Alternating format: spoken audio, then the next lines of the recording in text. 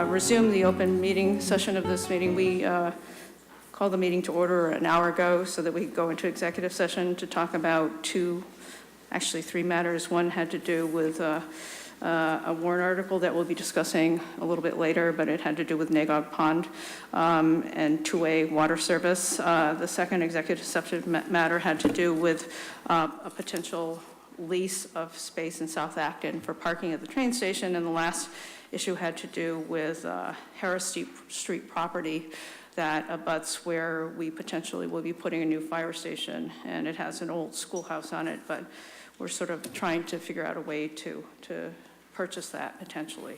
Anyhow, first item on our agenda, as always, is citizens' concerns. People have in the audience who have issues that are not on our agenda tonight and want to raise them. Please, you can approach the mic. Nobody has citizens' concerns. All right, the next item is chairman update.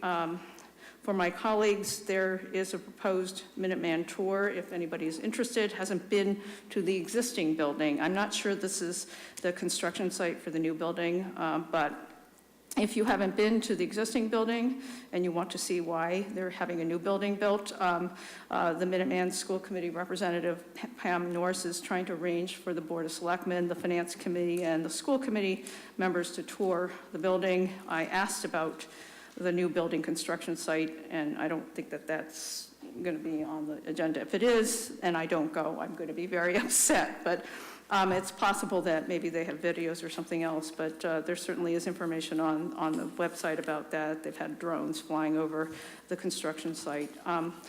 A little update about town manager search. This is really for the benefit of the board. I didn't want to put it on the agenda. The town manager search committee expects to have a list of finalists ready for the board's consideration later this month. As I have mentioned before, we are not actually going to start screening finalists until next month after town meeting. And between now and then, and in the interest of efficiency, because any board preparation has to be public, I will be working with Katie, who is our vice chairman, to develop a detailed process for the board to follow during the screening. I'm going to be talking with council tomorrow about this whole issue of talking about things in public and how to sort of run this so that it goes smoothly. But first, we'll be conferring with MRI, which is they are the consultants that the town manager search committee has been using for specific tasks. And we'll be talking with them about developing a list of service that MRI could use to provide to assist the Board of Selectmen in the next phase of the screening process. We will bring a proposed agreement or list of services back to the board for discussion and approval.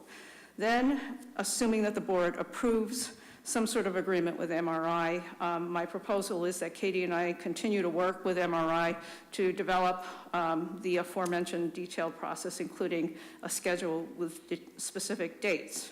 When that process is ready, the board can schedule an appointment for the town manager search committee to formally present its final report, including the list of finalists.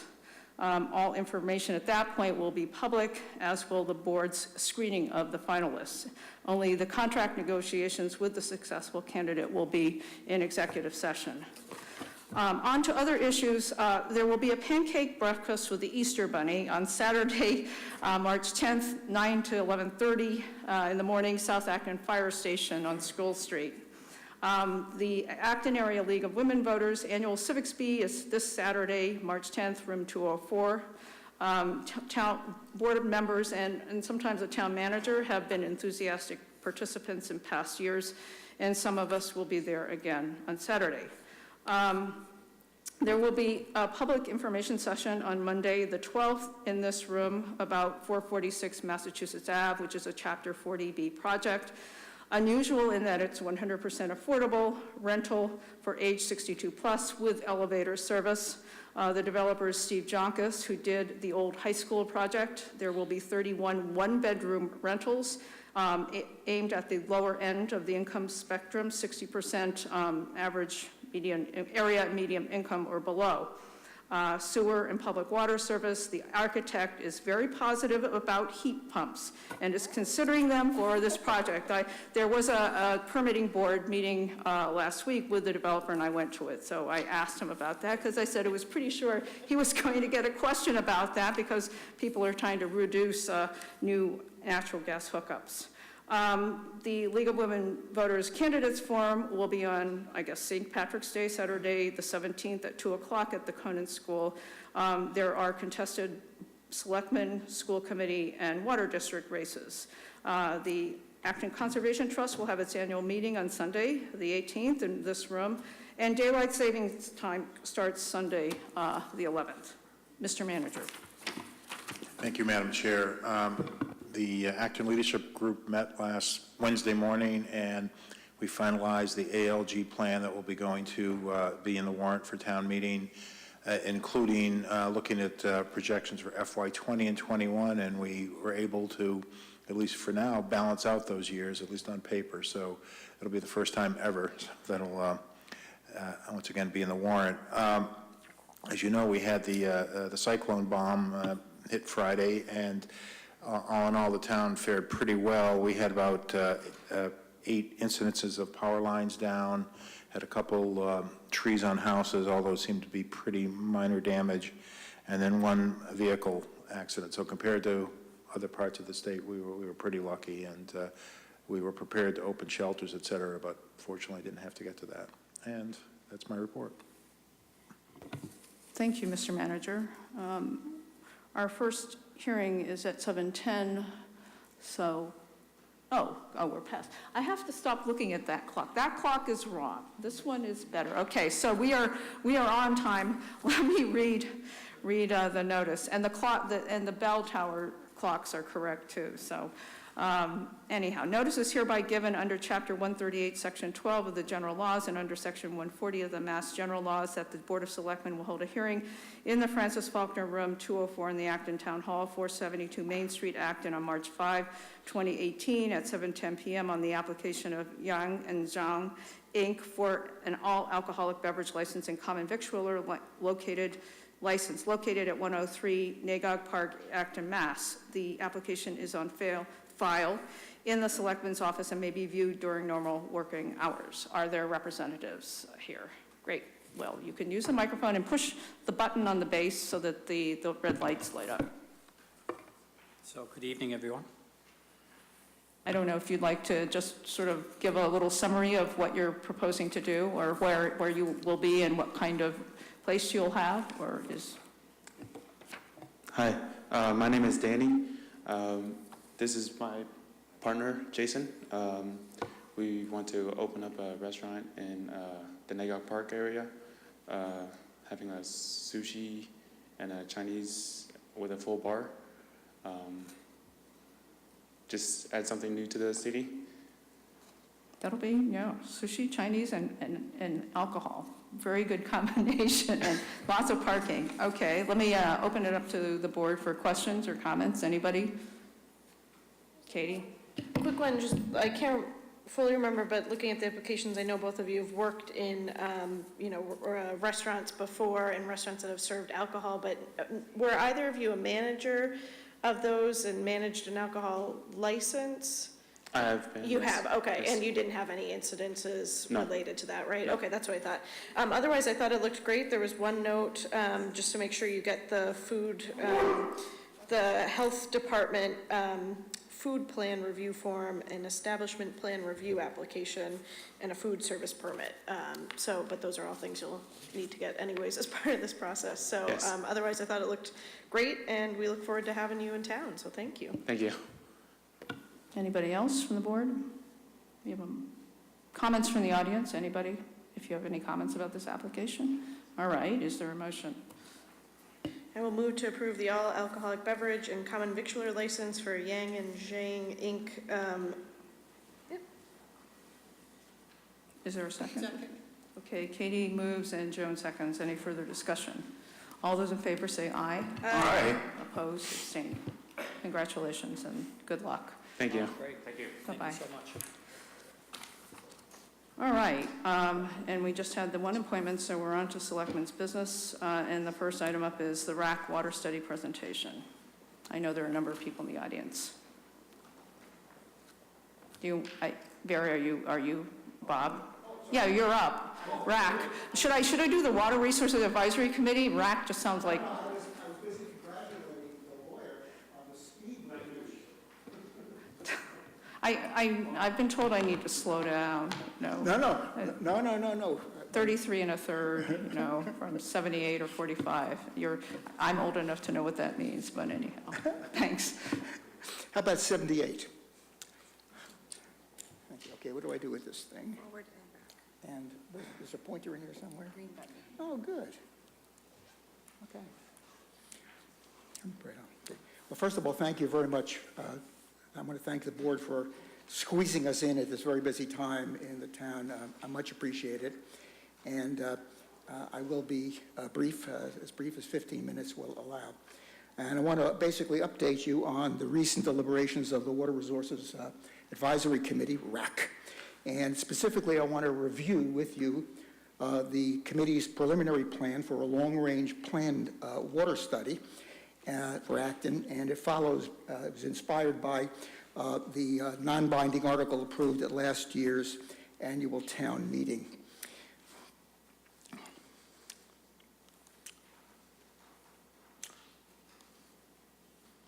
Well, that's an issue right there. What do I aim this on? Where do I aim it? Okay.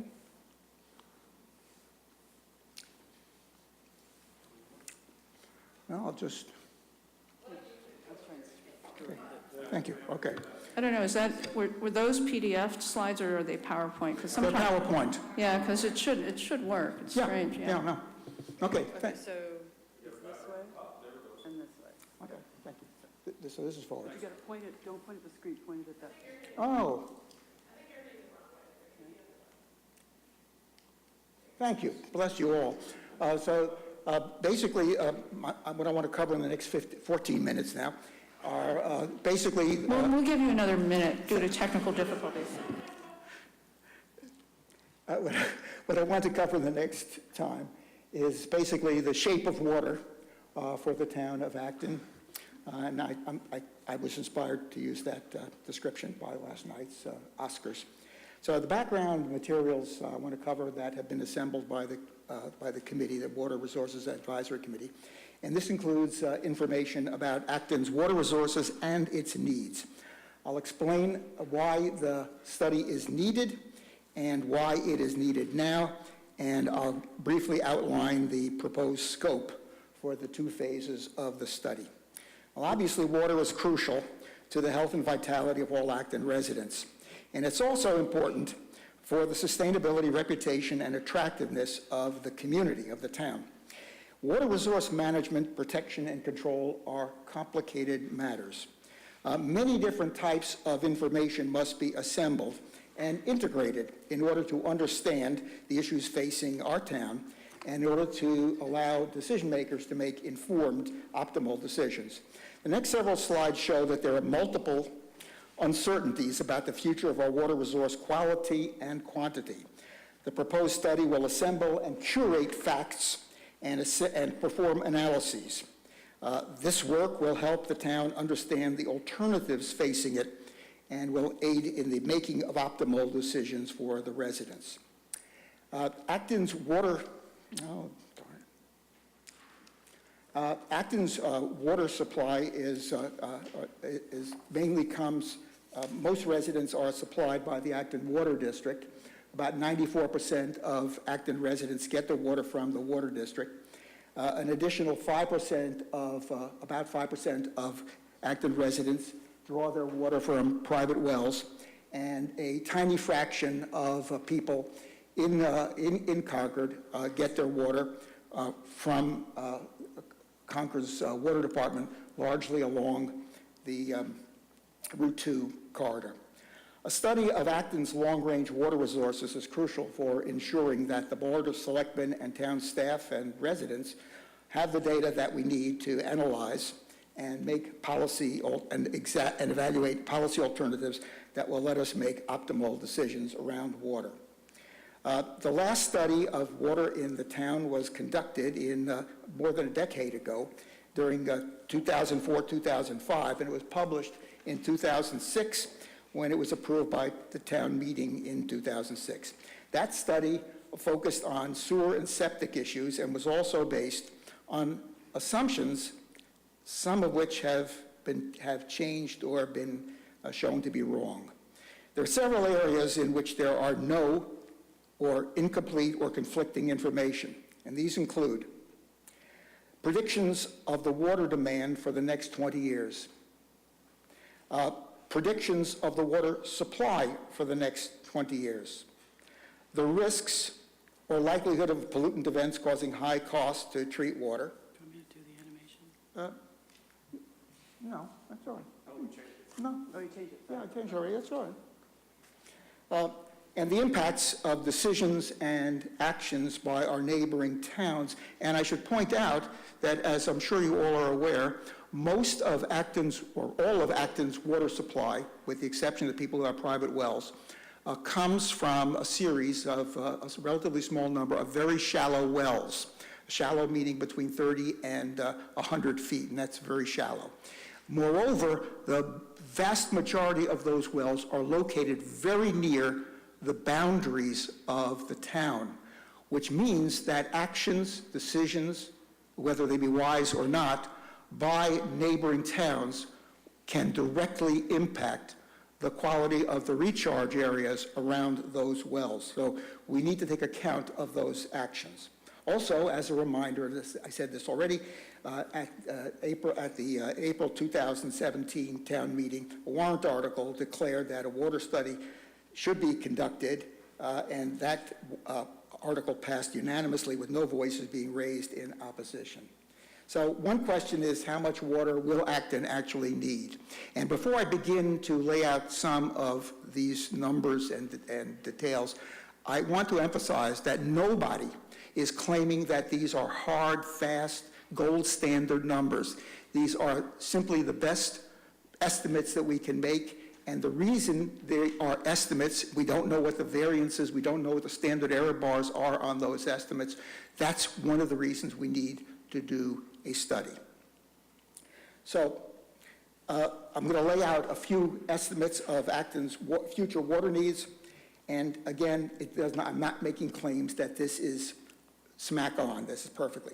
The state of Massachusetts currently allows Acton to draw 1.94 million gallons of water per day. There is no guarantee that Acton would ever be allowed to increase that no matter what. And in fact, it is quite possible that the state may decide to decrease it by some fraction. And I can explain that if you care to hear about it. Acton's water use today averages 1.7 million gallons per day. So that's the baseline, and these are data from the Acton Water District. That's our baseline. We are allowed, that red line shows the water that we're allowed. That blue line shows the average of the water we draw. There is some margin there, notice, between the blue and the red lines, and ordinarily people don't think about millions of gallons per day in their everyday business. I think about a quart of orange juice, or I can think about a liter of something, but we don't ordinarily think about millions of gallons. And so the Water Resources Advisory Committee looked around for a unit that might help to capture what is meant by these very, very large amounts of water. And we came up with our current use is the equivalent of 2.5 Olympic swimming pools per day. This is not I'm expecting that this will be a unit in common use in the near future. So just bear that in mind. By the way, an Olympic swimming pool, in case you care to know, is about 25 by 50 meters and is on average about 2 meters deep. That's a lot of water. Okay, so again, 1.94 million gallons per day is the water that we're allowed under the Massachusetts Water Act, which was passed in 1986, and the blue line is the current. So let's look at what this means. Let's begin by looking at the implications of Acton 2020. Based on a simple calculation conducted by the Massachusetts Department of Conservation and Recreation, the increase in population projected to 2030 by the Acton 2020 plan would require an additional 400,000 gallons of water per day, and that would be needed by 2030.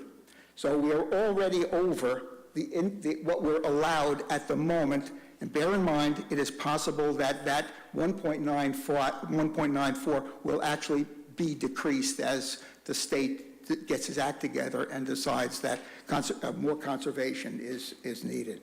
So we're already above the limit. And although the limit could increase, that would be lovely, I have suspicions that's not going to happen. As the board knows, there is another possible source of water demand in the future, a new source of demand. And the analysis conducted by the Water and Land Management Advisory Committee for the Acton Water District identified a major future source of development that they recommended be incorporated into the Acton Water District's planning. And this is the former WRAC site, which has been rezoned by the town into a technology district. And it could be, in fact, developed at high density and uses comparable to Nagog Park Business Center, although high density would actually put more water demand on the system.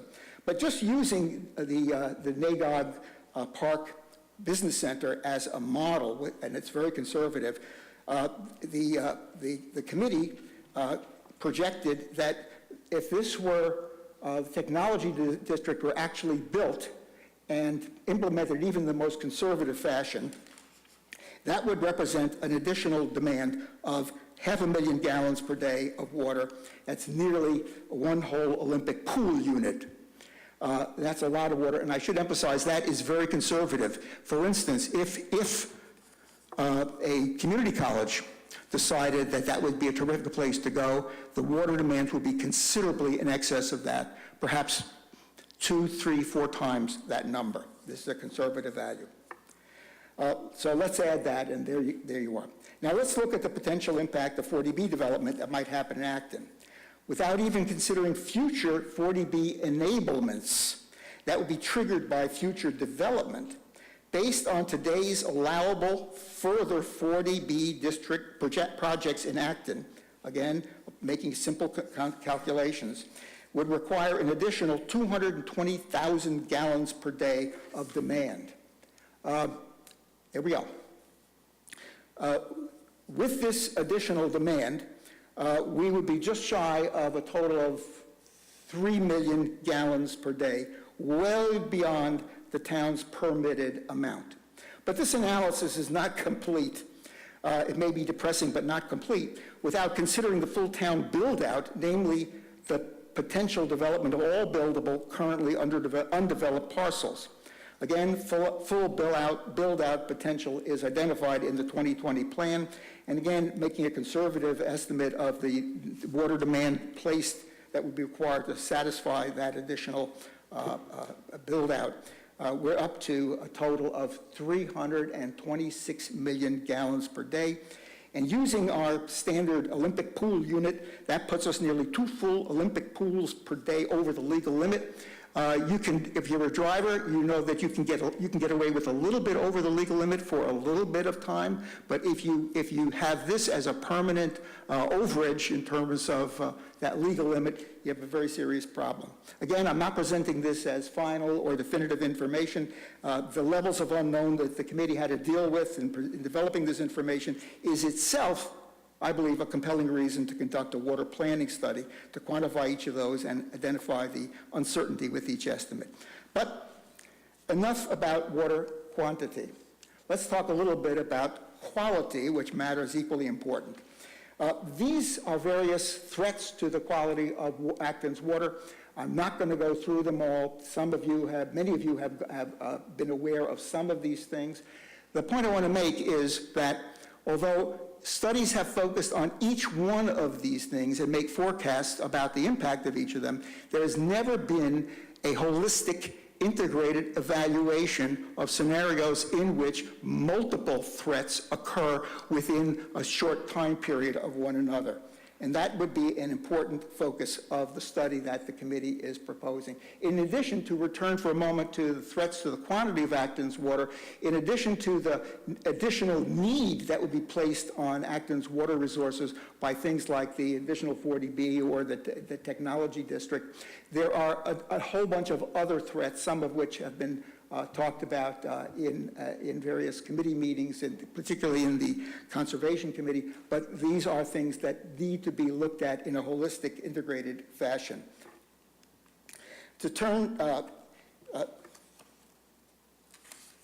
now, as you know, the town and the water district sort of split the responsibilities for delivering and preserving our water. At the risk of really oversimplifying what's on this slide, one can think of the Acton Water District as being responsible for supplying the water, and the town in its various functions as being responsible for protecting the water, protecting the land around the water recharge areas. But anyway, so we propose that the study be carried out in a couple of phases. Basically, we're talking about 2 phases for the study, and this is the proposed scope. I'm not going to go through all of these details, and we're happy to discuss them with you, but basically, we would look at forecasts for water quality and water quantity and water needs in an integrated, holistic fashion, which I think is the way such a study needs to be carried out. The study would go on would be conducted in 2 phases. Phase 1, which we'd like to begin right after town meeting, although it may be too ambitious, would run right through the end of the year. We estimate the cost of this would be between $10,000 and $20,000, hopefully from the town's operating budget.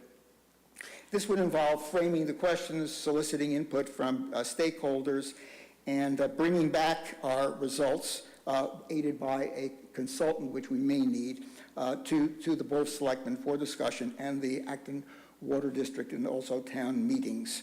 I want to say that the work of the Water Resources Advisory Committee has benefited enormously by the time, effort, and expertise of so many Acton residents who are not members of the committee but have incredible expertise and talents in understanding some of these really complicated hydrological and projection issues. So the first thing we would like to do is to have a workshop which would gather the stakeholders together and discuss the potential scope of the study. And we would like to know that the Board of Selectmen would, in fact, endorse the Water Resources Advisory Committee's plan for this workshop, which would include not just stakeholders from town residents, but boards of the town committees and the Board of Selectmen and the Acton Water District. Phase 2 would require a significant project funding, and the plan from Phase 1 would be to have a budget request ready, a detailed budget request ready for the 2019 town meeting, and then begin Phase 2 as soon as possible, assuming that the budget is approved by town meeting. This phase would be completed within a year and a half and disseminated online, of course, and in public meetings with findings and follow-ons reported to the 2021, it's a long way off, town meeting. So we have 4 things that we, meaning the Water Resources Advisory Committee, have 4 things we'd like to ask the Board of Selectmen for. The first and foremost is we would like a request in help in setting up a workshop involving, among other entities, the Board of Selectmen and the Water Resources Advisory Committee and the Acton Water District. And the plan of the workshop would be to do a deep dive into the main elements of the water questions that Acton needs to answer, some of which I've laid out already tonight. Before the workshop, the WRAC would do a couple of things. First, we put together a detailed discussion material that will be used at the workshop, and we have as much conversation and collaboration with the Board of Selectmen as the board would tolerate to make sure that we've identified the parts of the workshop and hopefully Phase 1 that can be done by volunteers, and which parts would require the aid of outside consultants. We'd also like to, before any workshop, we would outline the main policy questions and alternatives in detail, which I hadn't had time to go into tonight, that we think need to be agreed on with the Board of Selectmen before the actual study begins. Second, we request that a permanent staff liaison be assigned to WRAC. This is extremely important for assembling materials and data that may be accessible, but not easily accessible in town departments. WRAC has not had a liaison since Justin Snare left the health department about 4 years ago, and this has substantially hindered the ability of the committee to get substantive work done on behalf of the town's residents. Third, we request that on the order of $20,000 be set aside from the current operating budget in the event that consultant help turns out to be needed for phase 1 of the study, which again we hope would begin immediately after town meeting. And we would envision that most of the work in phase 1 would be done by the committee, other town residents, and groups like ORS and the Acton Water District. Fourth, we would like confirmation from the Board of Selectmen that it supports the Water Resource Advisory Committee's focus in developing the phase 1 of water study. Thank you very much for listening. If you have time, I'm happy to, I'd love to hear your comments and answer questions. Thank you, Mr. Sekuler. Usually, if you present, you can expect that you're going to get questions and comments from the board, so we do allow time for that. We do have other items on the agenda, but we have some flexibility. Are there questions, comments from the board? Anybody? There's a lot of material for us to absorb. But that's all right. You can take a rest and sip of water. This was the short version. The notes that I'll give to Lisa will have more detail. Yeah, I think I saw what Lisa posted. Okay. There were a lot of extra slides, so anyhow. Okay. Peter, did you have something you wanted to? Yeah, I'm aware that the Water District does a long-term water needs study. I haven't actually had the time to go on their website and look at the thing, but how does this differ from that, or what would this add to that? Or Barry Rosen is a member of the Water and Land Management. Oh, here's Matt. Matt, sorry, I didn't see Matt come in. Okay.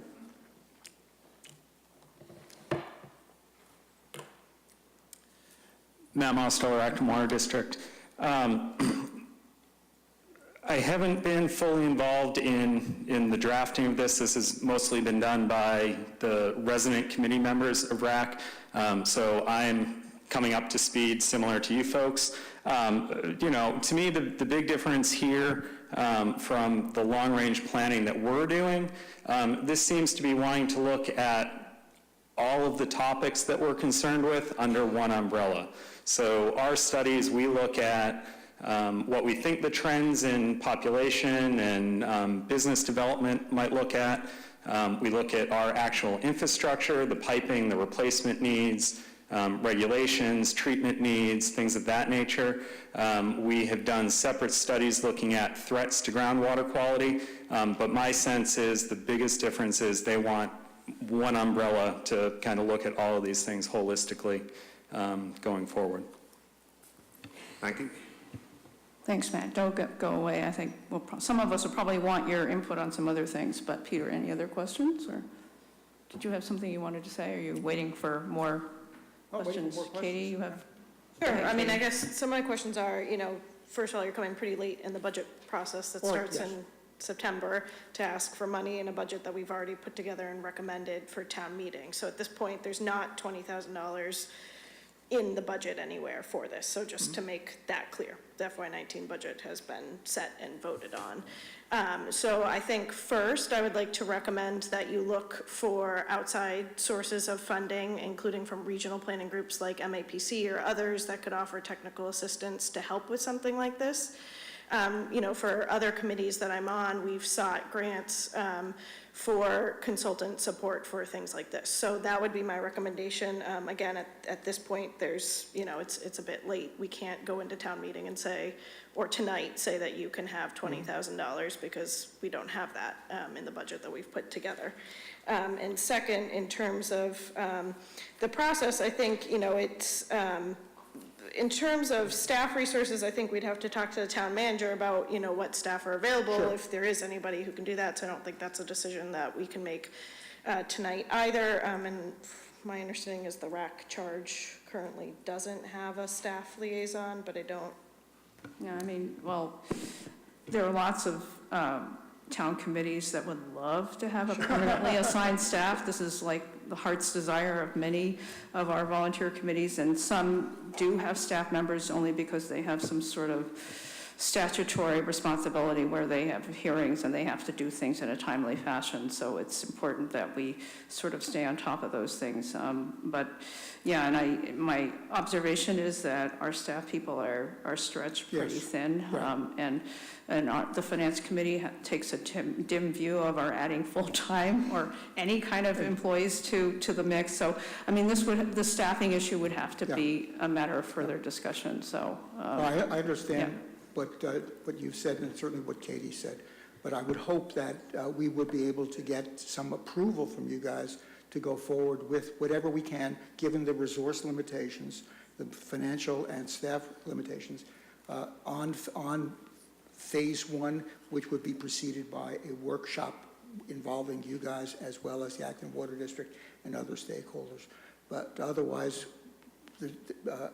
all of this effort will have come to nothing. I would hope that we could end up tonight with your approval of the general plan. I understand that I haven't had a chance to present all the details, but in principle, I would hope that you would agree that this is something, first of all, it's important to do.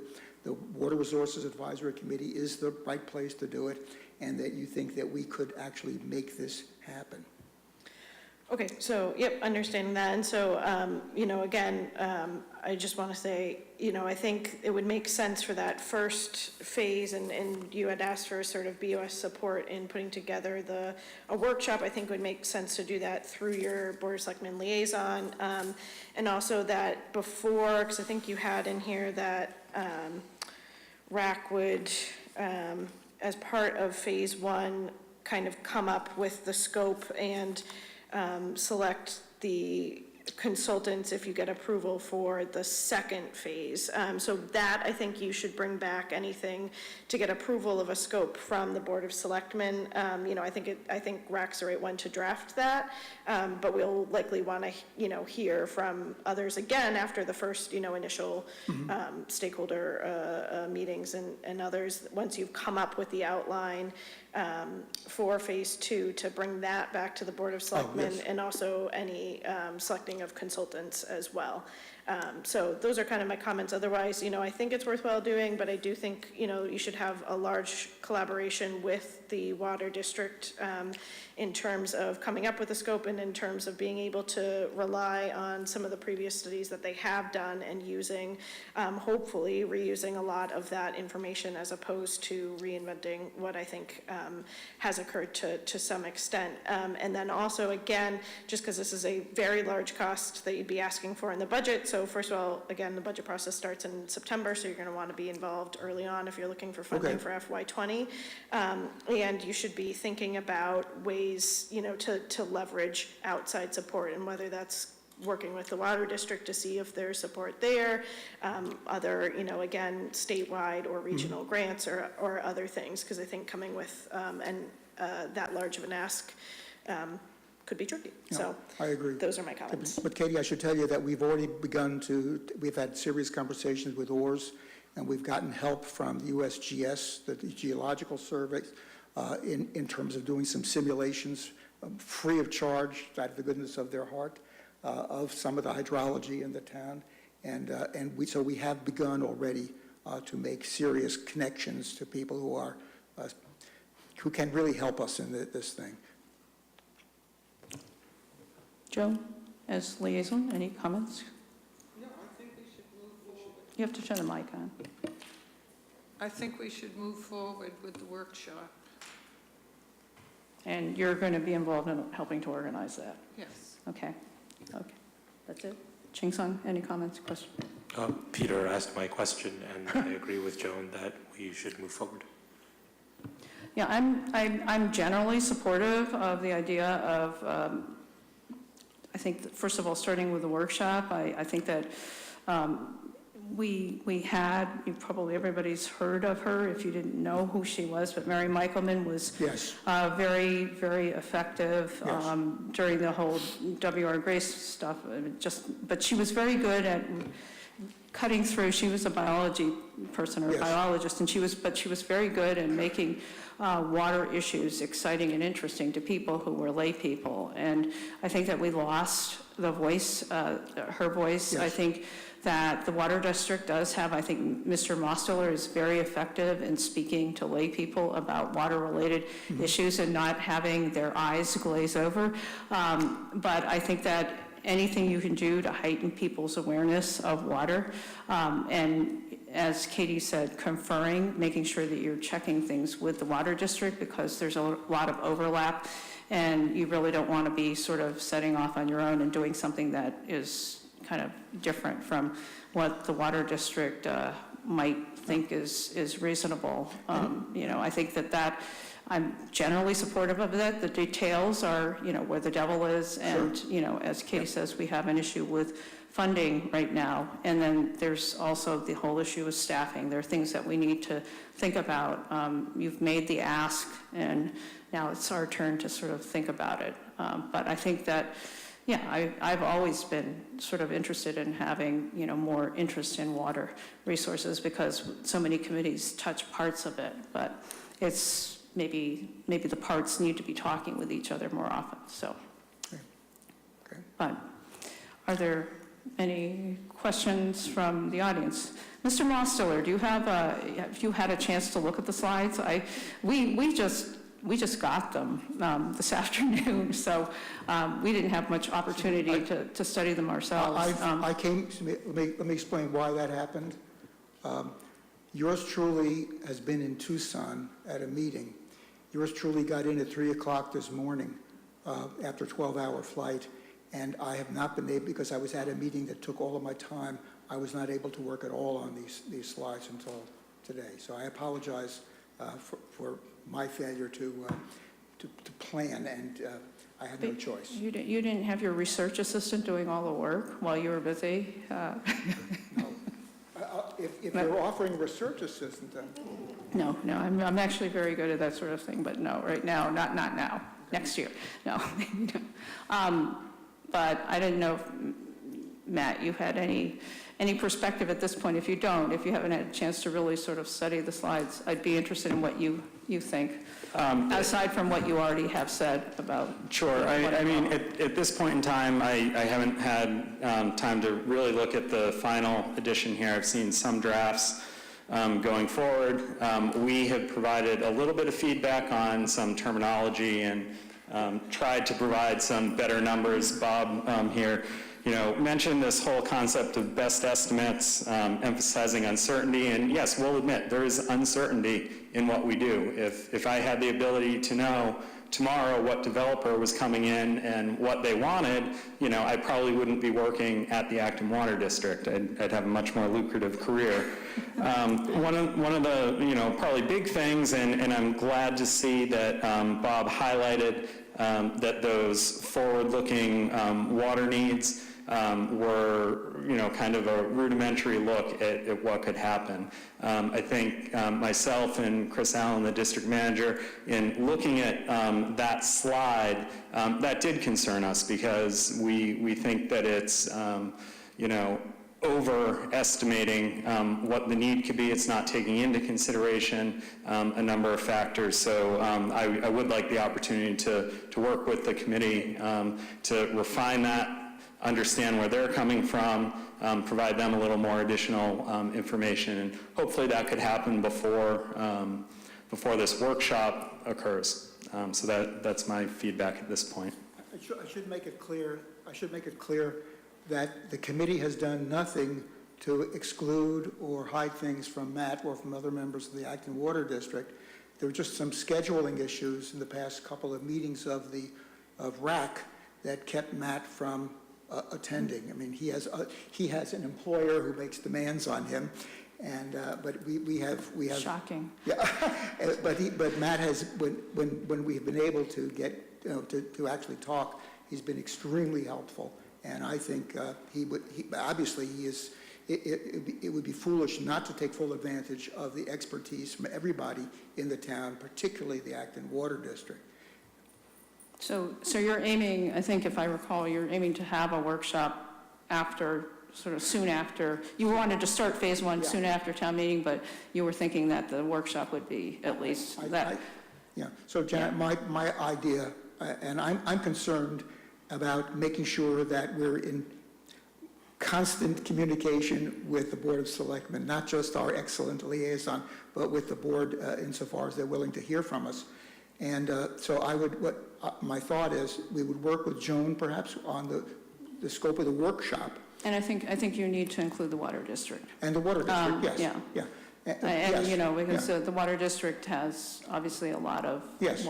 professional experience. I should also remind you that last year at April town meeting, the water district, I can't remember which one of the commissioners it was, at least tentatively said that they would be willing, AWD would be willing to come up with some money for the full-blown study. And I'm not going to cash that check yet because we're illegitimate to do that.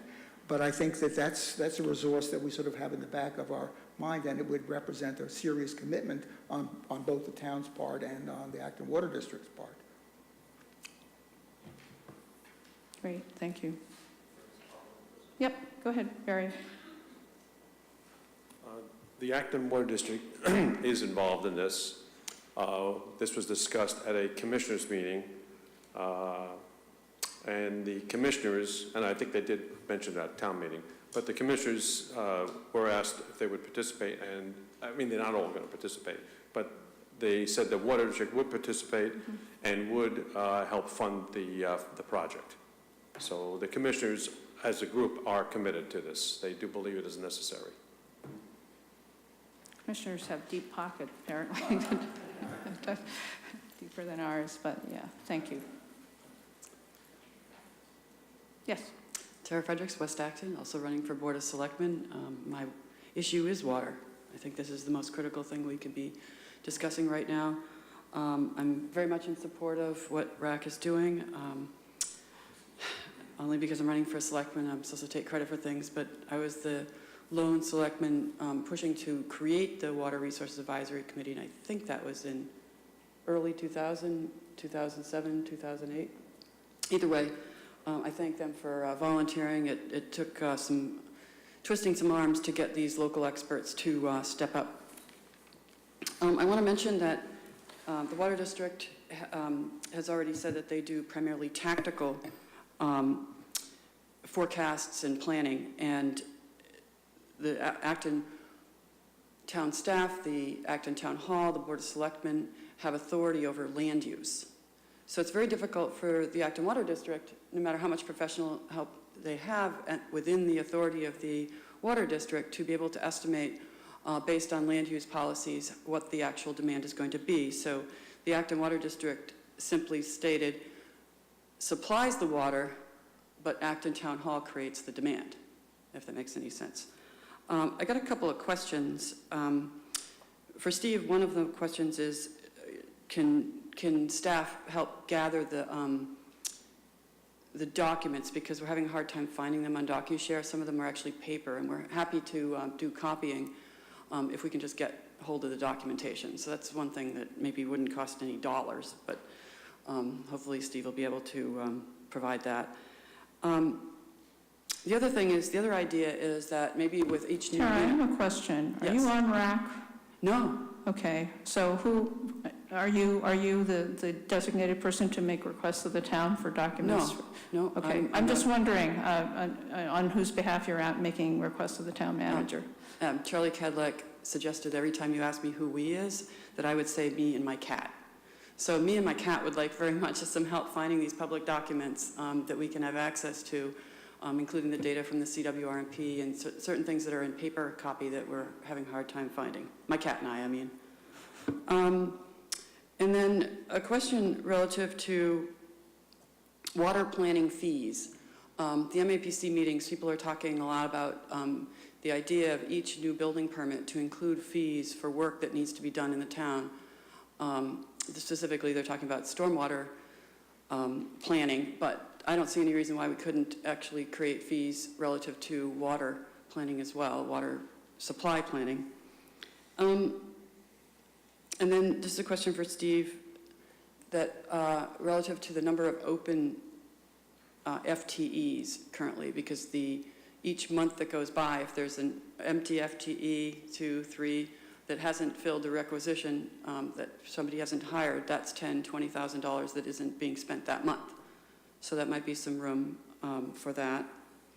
I also want to make mention, and I'm almost done, that the estimates, the step chart, what we've been calling it, my cat and I, that does not include future zoning, rezoning overhaul by the State House that's being talked about. Jamie Eldridge is a proponent of the smart growth proposals, S81, H2420, and he's teaming up with Charlie Baker on the Housing Choice Initiative 4075 that could increase that step, even another step beyond.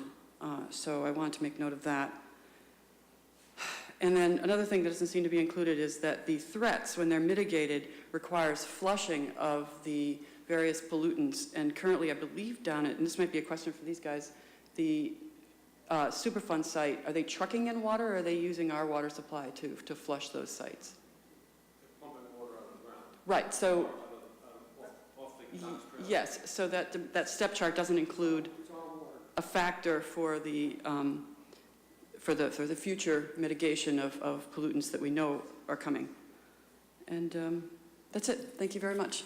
I really appreciate your support, and I ask that you support the proceeding with the water use planning workshop, and maybe they can prepare a warrant article for the larger amount. Thank you.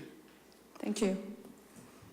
Any other questions or comments? I mean, I think that the next step probably is for you to start working on, I think that we're generally supportive. I think there are some questions that we need answered, and obviously I would like to hear a little bit more from the Water District folks as well, but I think that the workshop planning is probably what you should focus on. I mean, this is sort of the first test to show where you're going, and if you're working with the Water District and incorporating their comments, then we'll see. It's just I'm not in a position to authorize somebody from the town to help right now. That's really, as Katie said, the town manager would have to authorize staff. But that brings me to another question. Did you have a particular type of staff person in mind, a certain discipline?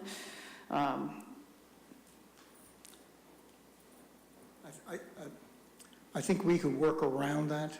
So for instance, depending upon what the skills are that the person has, we can use lots of help on lots of different fronts, obviously, as things as, I hate to use the word trivial, but as undemanding as helping find certain documents that have been difficult to get hold of, that are on paper, for instance, and we'd like to be able to, if not computerize them, at least be able to make them searchable and analyzable, or to have somebody, I don't think such a person exists among the current town staff, somebody with some hydrology experience or some modeling experience. That would be super, but I doubt that's a possibility. But there are a number of needs that we can easily identify for even the first phase of the study, and just about any help we could get would be much appreciated and greatly valuable.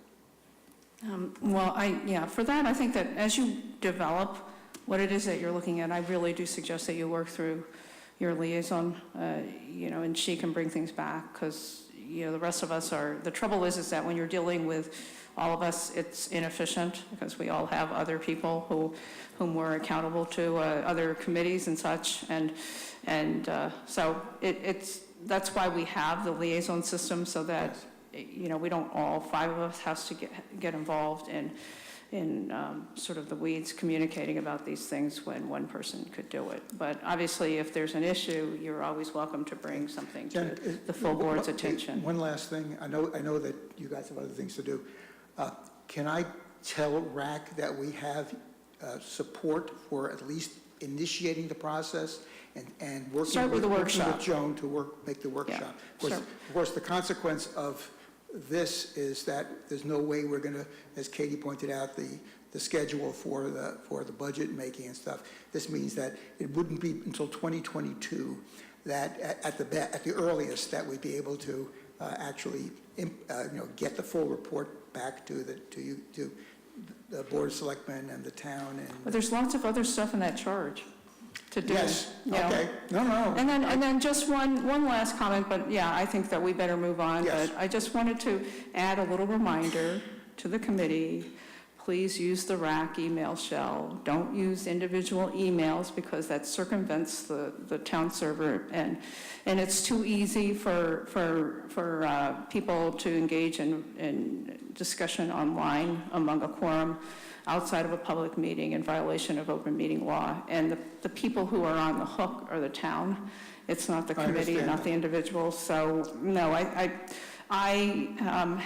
got a copy of an email that was about the slides, but it was all the individual email addresses. It wasn't, there was no WRAC shell. Oh, okay. You really need to avoid Okay. doing that. Got it. Okay. Because then there's no record also. I mean, you should be communicating about publicly appropriate things Yes. too when you're using the WRAC shell. But if you don't, then it's very tempting. I'm sure you're not the only committee that's done this, but it is very tempting to just have free-flowing conversation among the full committee that is undisclosed to the public. And, you know, a lot of people talk about transparency on this board, and yet sometimes some people say, well, but what we're doing, we don't want to abide by the open meeting law, we think it's a nuisance, and that's wrong. You know, we really do try to abide by the open meeting law, and we expect the committees that report to us to also abide by it. So it seems like a technical nit to pick, but we're in the public sector, and as you've probably discovered, doing stuff in the public sector is different No, I understand from that, private sector. and I promise that, but I didn't do that, but I will make sure that doesn't happen again. Great. Nope, just a small matter. Thank you. Mr. Factor. Good evening, everyone. Danny Factor, 11 Davis Road. I just want to remind everyone, and just a reminder, because I think we know it, that water is a human right. It's an absolute public necessity. And I would just hope that if we were, and I say if we were in a situation where overdevelopment, either in town or a nation or a world, but particularly in our town, was getting to the point where we were creating the potential for a water emergency. And we see what has happened in other towns and cities and countries. We've seen water emergencies cause social unrest, for example.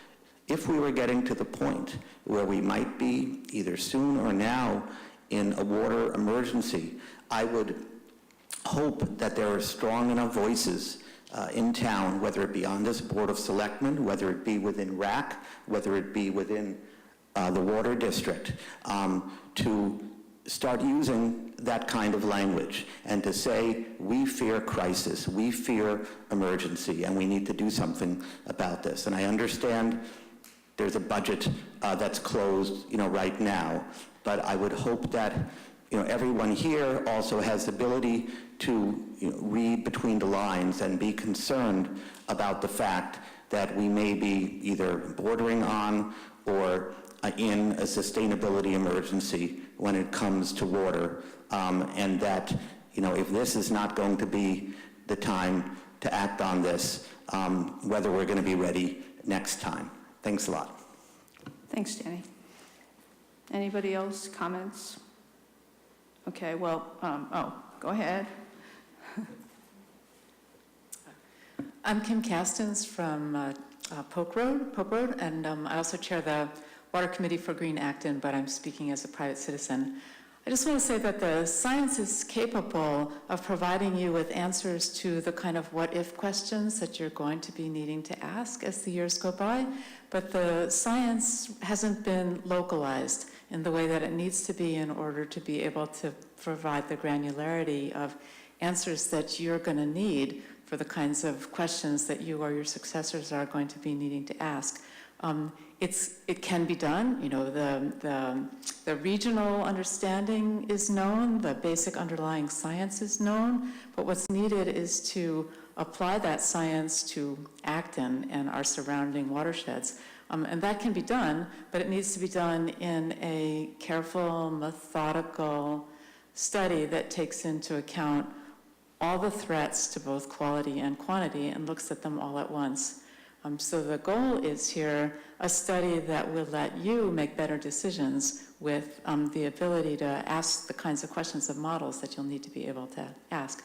That's a totally different kind of study than one would ask if the sets of questions are tactical questions about a water supply business. So, you know, you guys are going to face different kinds of questions than the water district has been facing. And so, you know, one of the points of the workshop is to bring forth the kinds of decision-making dilemmas that a Board of Selectmen might see themselves moving into in coming years. So the workshop is, you know, your chance to think about the kinds of water crises that you might care about and make sure the study goes in that direction. It's not necessarily the kinds of questions that would have come out in the studies already been done by the water district. Thank you for that perspective. Anybody else? Okay, we're going to move on, but thank you very much, Bob, for that presentation. And as I've said to my colleagues, it's a lot of material in there to absorb, and okay, because you were in Arizona, we got the slides sort of at the 11th hour, but that's fine, we have them. And let's start with the workshop and see how that goes, build on that, you know, build some enthusiasm. And as for the other things that we've been informed, and we'll have to talk about what we can do and when. So, but thank you very much. Next item is the taxi initiative within Crosstown Connect. I think it's fairly straightforward. There's some information in the packet. I think that essentially this is a letter that the town has to submit to MAPC as one of 6 towns that are proposing to have this incentive within Crosstown Connect with regard to taxi service to fill in some of the transportation gaps. I think what is maybe a little bit unclear maybe is some stuff that Franny could explain since she's in the audience. I actually put together a letter with the content of the agreement, which is at the back. I think that somebody was organizing this was proposing to have the town manager, who's supposed to be the one signing it, just have his signature page go to this person who would then attach it to the agreement. And I said, I'm not going to do that because I want his signature attached to the agreement that he and the board are agreeing to. So I said, he will submit his own, a letter agreement with his signature. And I think that MAPC can figure out how to deal with all these multiple originals that together have 6 signatures, okay? So, Franny, maybe you would like to explain quickly what exactly you're hoping to accomplish with this incentive program, and then you're talking about subsidized rides in some instances. I think 20% of the rides would be subsidized, and I wasn't clear whether that's coming from the towns that are involved or from grant programs or what. So anyhow, if you could just sort of outline what this is about, that would be helpful. I'm Franny Osmond from 16 Half Moon Hill. As you said, the main purpose of bringing this to you is we just needed a signature to apply for technical assistance from Metropolitan Area Planning Council. When I say we, I really mean Crosstown Connect, which is what Acton's transportation program has become part of. I also wanted to take this time to make you aware of this problem and solution. So there's three main problems of transportation around here. One is the railroad, first mile and last mile as it's called. And some of the solutions we found to that was a state law change that Acton was important in getting, where we could use some of our transportation, for some of the money from the parking lot to help support shuttling people to the train station, and various shuttles such as the rail shuttle, the new Maynard shuttle, the cat bus, and some new commuter shuttles that are being developed from Littleton. And there's the very newest one, which hasn't even been advertised in Acton yet, that's just been being tested, is between the Avalon area and the train station very early in the morning. I actually think it's too early in the morning, but they did what they could with the staff and the vehicles available. And when I say they, again, it's Crosstown Connect, Doug Howley working with Scott Zedeckis, the director of Crosstown Connect, who tend to work out the details of these things. So that's the railroad. The other problem is on-demand transportation, people who need door-to-door service. We've made improvements in that by sharing dispatch amongst multiple towns and thus having a longer day in which the dispatchers are available, and therefore having more vehicles available to us. This fits in with the 13-town magic sub-region planning, sub-region, where a focus on senior transportation was agreed to be very important. So that's the second problem, is just sort of on-demand door-to-door trips. The third is off-hours transportation. I met a young man who sort of typified the type of transportation that people have trouble with. He goes to school at Middlesex Community College and has to get to Bedford and doesn't drive and lives in West Acton, and he had to figure out a way to get there. And he works in Boxborough on the weekends, and it's to take a regular cab to and from work in Boxborough took all of the income he made from that job. So that's a sort of typical type person. Also, somebody has a long medical trip. Some of those medical trips are being provided by combining the services amongst the towns. For example, Littleton has medical trips one day a week, and people from Acton are now taking those. But in general, we need taxis. We don't have enough taxi service available. Some people say, well, why don't you just use Uber and Lyft? Uber and Lyft is wonderful. I love using them. There's a small corner of the needs that are not covered by Uber and Lyft. One is when it's spottily available. Right now in our area, you can get one often, but if you're looking at 11 o'clock at night to go somewhere, it might be hard. The other day we checked late at night and it was like 45 minutes before something could come. Another is that there's a certain set of the population that don't trust it and don't want to use that type of ride sharing.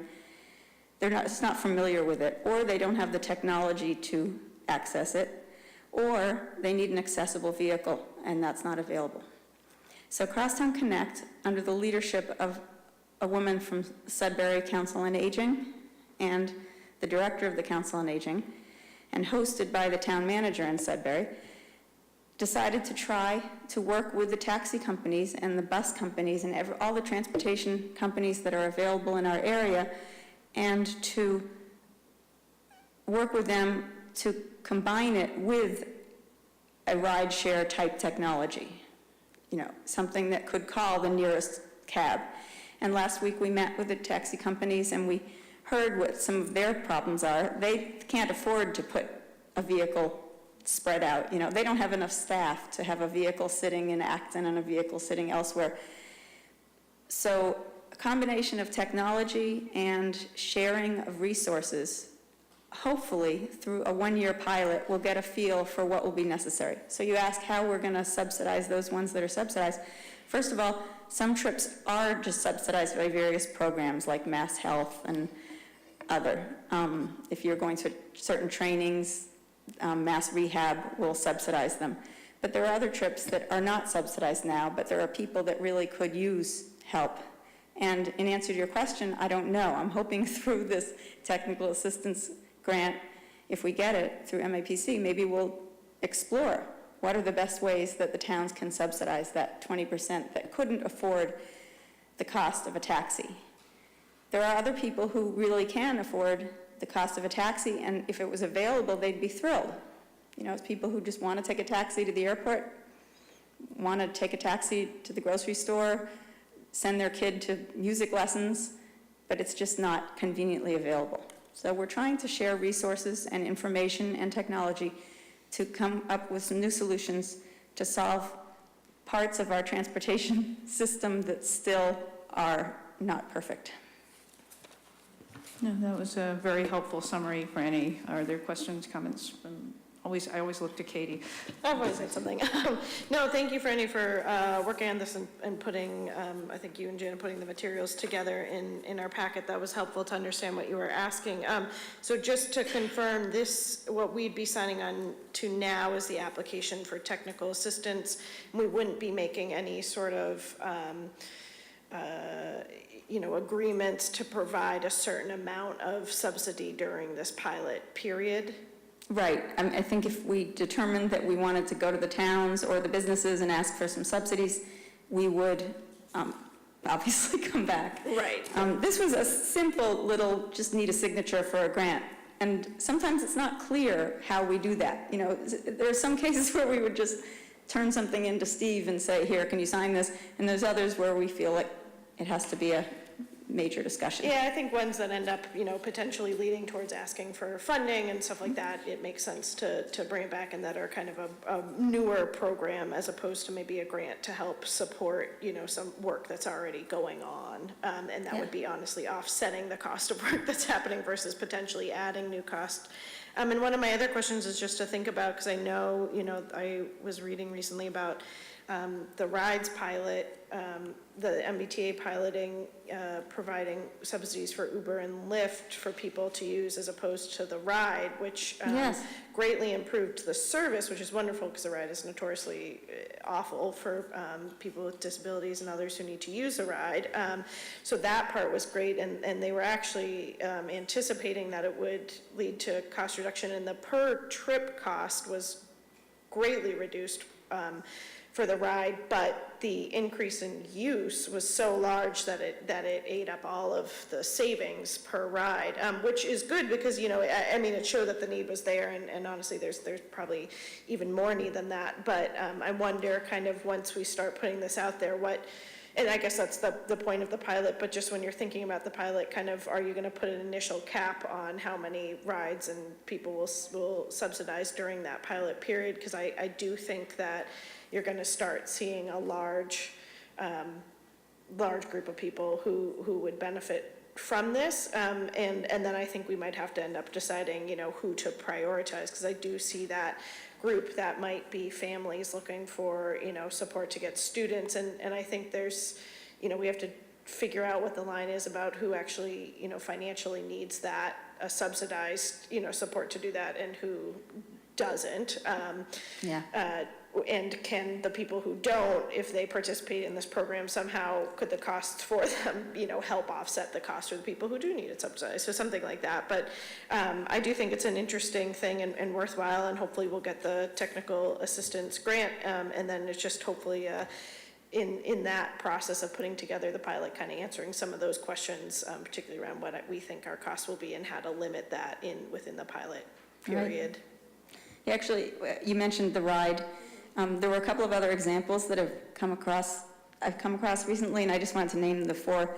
In Arlington, Texas, in case people want to look them up, Arlington, Texas is starting a ride sharing through a program called VIA, 6 a.m. to 9 p.m. There's something called Uber Health, where they're starting to work with the medical offices to provide rides. And I was just reading something that they're trying in Ohio. The website that came up was libertymobilitynow.com, and it said, with liberty and transportation for all. And anyway, the technology's here, the trust has to develop, and it's sort of an exciting time to see if we can help people. Thank you. Peter, Ching-Sung, Joe, any questions? One thing I read recently was about Uber and Lyft, that people are, those just market rate people, not subsidized, but people are using them so much that there's more congestion, but, which sort of undermines what you've been trying to do in sort of getting people to ride shuttles or, gather together and go to the same place in the same vehicle, Right, but if we can get people around here to use them to get to the train, then yeah. it takes the congestion off. If it's for short trips and things like that, yeah. But questions, comments from the audience for Franny or just about the program?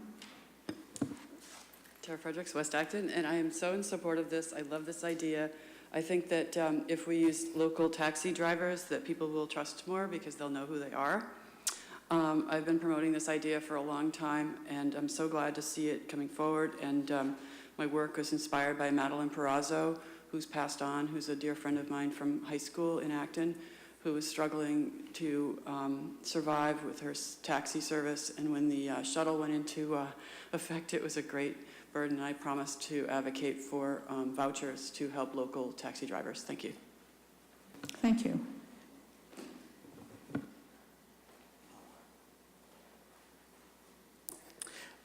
Danny Factor, 11 Davis Road. As a member of the Commission on Disabilities, I want to let the board know that we get quite a few requests on the Commission from private citizens who are particularly having trouble with medical transportation related to their medical needs.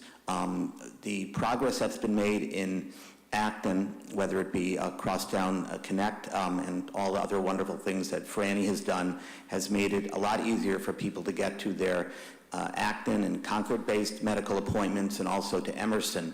However, we have a lot of residents who, because of their particular illness, may see a specialist at a UMass Memorial in Worcester or Leahy Clinic, where right now our system is providing about one ride every 2 weeks, which may not match up with when someone wants to have your doctor's appointment with.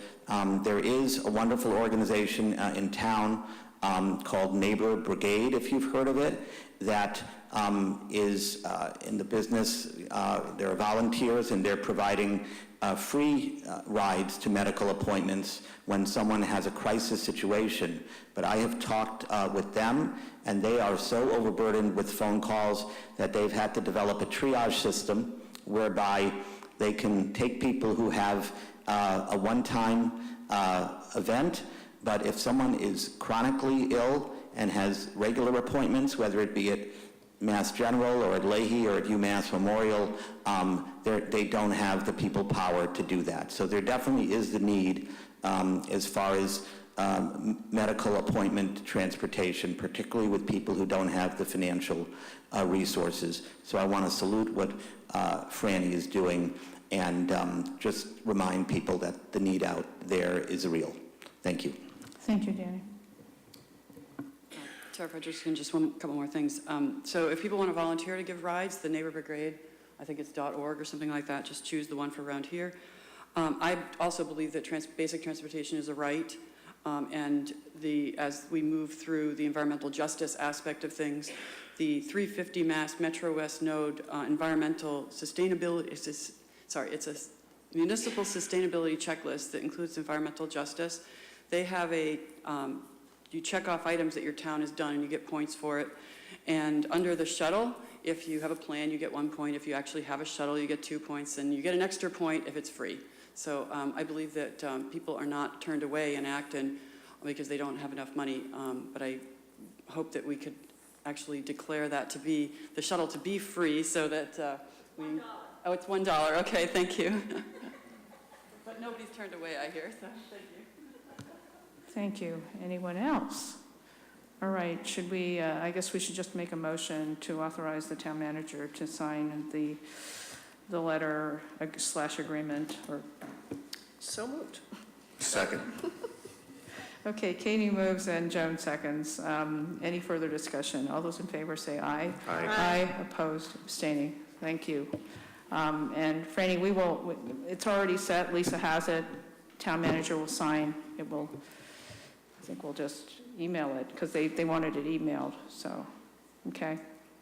Thank you. Approval of proposed Wetlands Protection Act filing fees. This is a one-pager. Mr. Tidman is here. I'm sure he's thrilled. Well, it's not too bad, Tom. We're doing pretty well. It's 8:20, so, well, that's the wrong clock. It's 8:25 anyhow. And this is pretty straightforward, so if you could just briefly, well, we have the one-pager. This is, oh, you have a colorful one? The same information, but more attractive? It's like, okay. Oh, bigger print. How many trees did you kill doing this copying? It's like, thank you. Thank you, Janet. This is actually to look at the Acton's wetlands bylaw fees. They haven't been increased for more than 15 years, and this came up as part of the land use, the overall land use charge to look at all of our permit fees. And so we started by using Doug Haley's cost analysis that he did.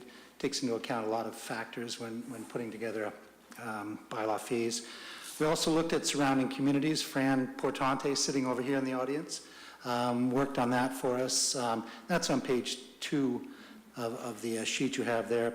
Looks at some of the local communities, a number of which are in this exact same process as us right now. They're updating their fees, so some are pretty low. Then we had 2 workshops with Conscom, 2 workshops where we discussed this in great detail. And they approved these fees as you see them tonight, and asked me to bring them on to the board for review. So super quickly, I'll take you through them, and if there's any questions, you can stop me as I go.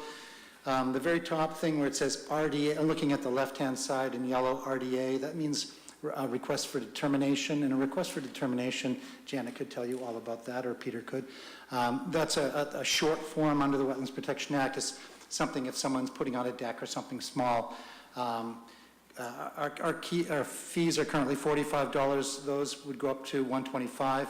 And that's based on the amount of time it takes for us to review these permits. Often it's someone coming into my office, probably half an hour or more of my time there. A lot of the times I have to go to the site with them. It's also Fran's time in preparation for the meetings and the Conservation Commission's time at the meeting. Then following that, notice of intent, that's the more formal way that the Wetlands Protection Act is handled. Typically for a single family house, it would be category 1, where you see in the second column description, SFH, that's single family house. And what we did way back 15 years ago when the state created a category 1, we said, we'll take that category 1 and add a 20% fee to that, and that's how we factored it. We're moving all of the NOI, notice of intent filings, up to a 50% of the DEP fees, and that's pretty much in keeping with the time and amount of work that goes in. Notice of intents almost always involve Conservation Commission doing site walks, often a couple of site walks if we can't get everyone at one. Most always we see category 1 and 2, so the other larger categories are things you might find on the coast where they're doing dock work or bigger, much larger scale projects. I'm going to skip all the way down to where it says amended order of condition. That just means that when you file notice of intent, you're issued an order of conditions from the Conservation Commission, and sometimes folks will modify that plan that's been approved, causing it to have to come back to the Conscom. It's quite a process, and so there's a $50 fee to that. ANRAD, that talks about a resource area delineation. So, for instance, the golf course, they flag all the wetlands edges, miles and miles of wetlands. Conservation Commission, Peter remembers this, walk every inch of the wetlands with me, verifying it. So that's a monstrous task on big projects. What that does is, once the Conservation Commission says, yes, we approve that wetlands line, that's good for 3 years. So it gets a developer a set line to develop his project from. So it's a really critically important piece for developers.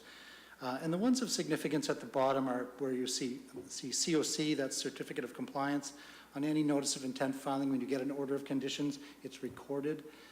And in order for you to be able to have that project completed and in a state that when you go to sell your house, there isn't an outstanding order of conditions in the Registry of Deeds, the Certificate of Compliance is critical. We never charge for those, but they're actually rather time-consuming. There's an engineer involved. I usually deal with them and then do a site inspection, comes back to Fran for paperwork, to the Conservation Commission. So they add up. So very quickly, those are the new bylaw fees as proposed and approved by the Conservation Commission. Thank you, Tom. Yeah, and I would add that when Tom says that some of these things require site walks by the Conservation Commission, our time costs nothing. It's Tom's time that's worth a lot. Plus, he is often meeting with applicants about their projects and advising them, sometimes even before they come before the commission. And then, yeah, the certificate of compliance, the inspection that results, that's all on him.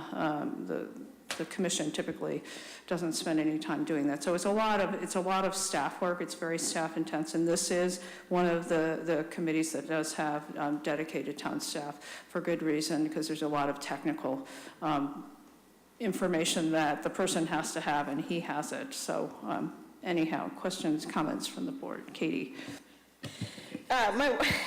Just assume.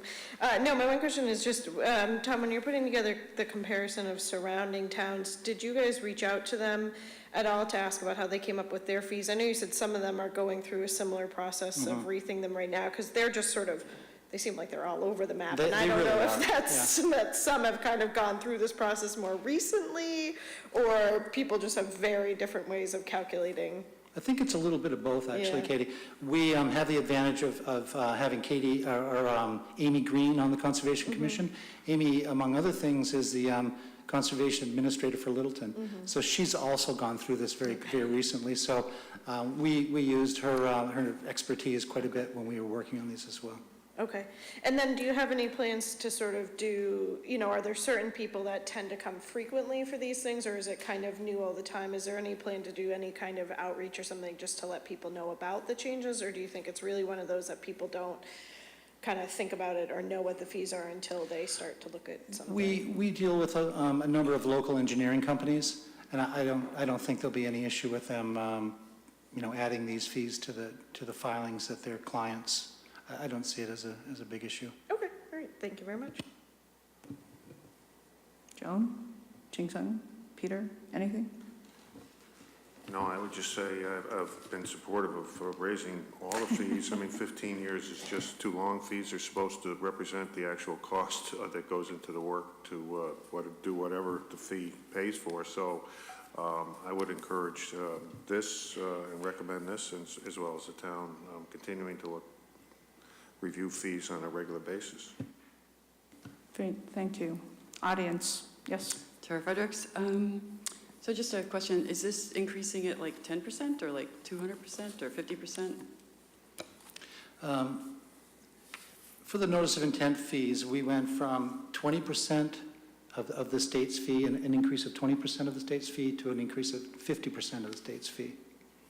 So in terms of dollars, is that tens of thousands of dollars more for the department? Actually, Frank, could you? We have handouts if you'd like to take a look at them for sure.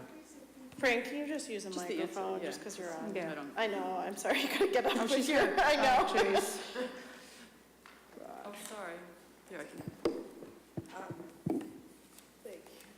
No, we had a 50% increase for the DEP fee. There is no percentage increase for certificate of compliance because there was no charge for certificate of compliance. And none of these fees are in the multiple thousands. These are within the DEP areas. So I think the most any of these would ever get to. So here, if you have a road project, for instance, a DEP fee would be $14.50. We would add 50% of that fee, so we add another $7.25. So we're not talking thousands. We're talking a few thousand maybe in a project. Not even, maybe. Not even a but couple thousand. It's not Yeah. like $100,000 So we could see worth of fees. $10,000 or $20,000 extra a year maybe. You mean in income? Oh, in total, yeah. Oh, yeah, I actually, what we were really trying to do is to cover the costs that, what we were coming up Right. with, particularly for certificates of compliance, is that we were putting in a lot of effort to accommodate people who were very often filing for a certificate at the last minute because they were ready to sell their house, and they realized that the certificate, it was in effect a lien on the house, and they couldn't sell it. All right, thank you. So, okay?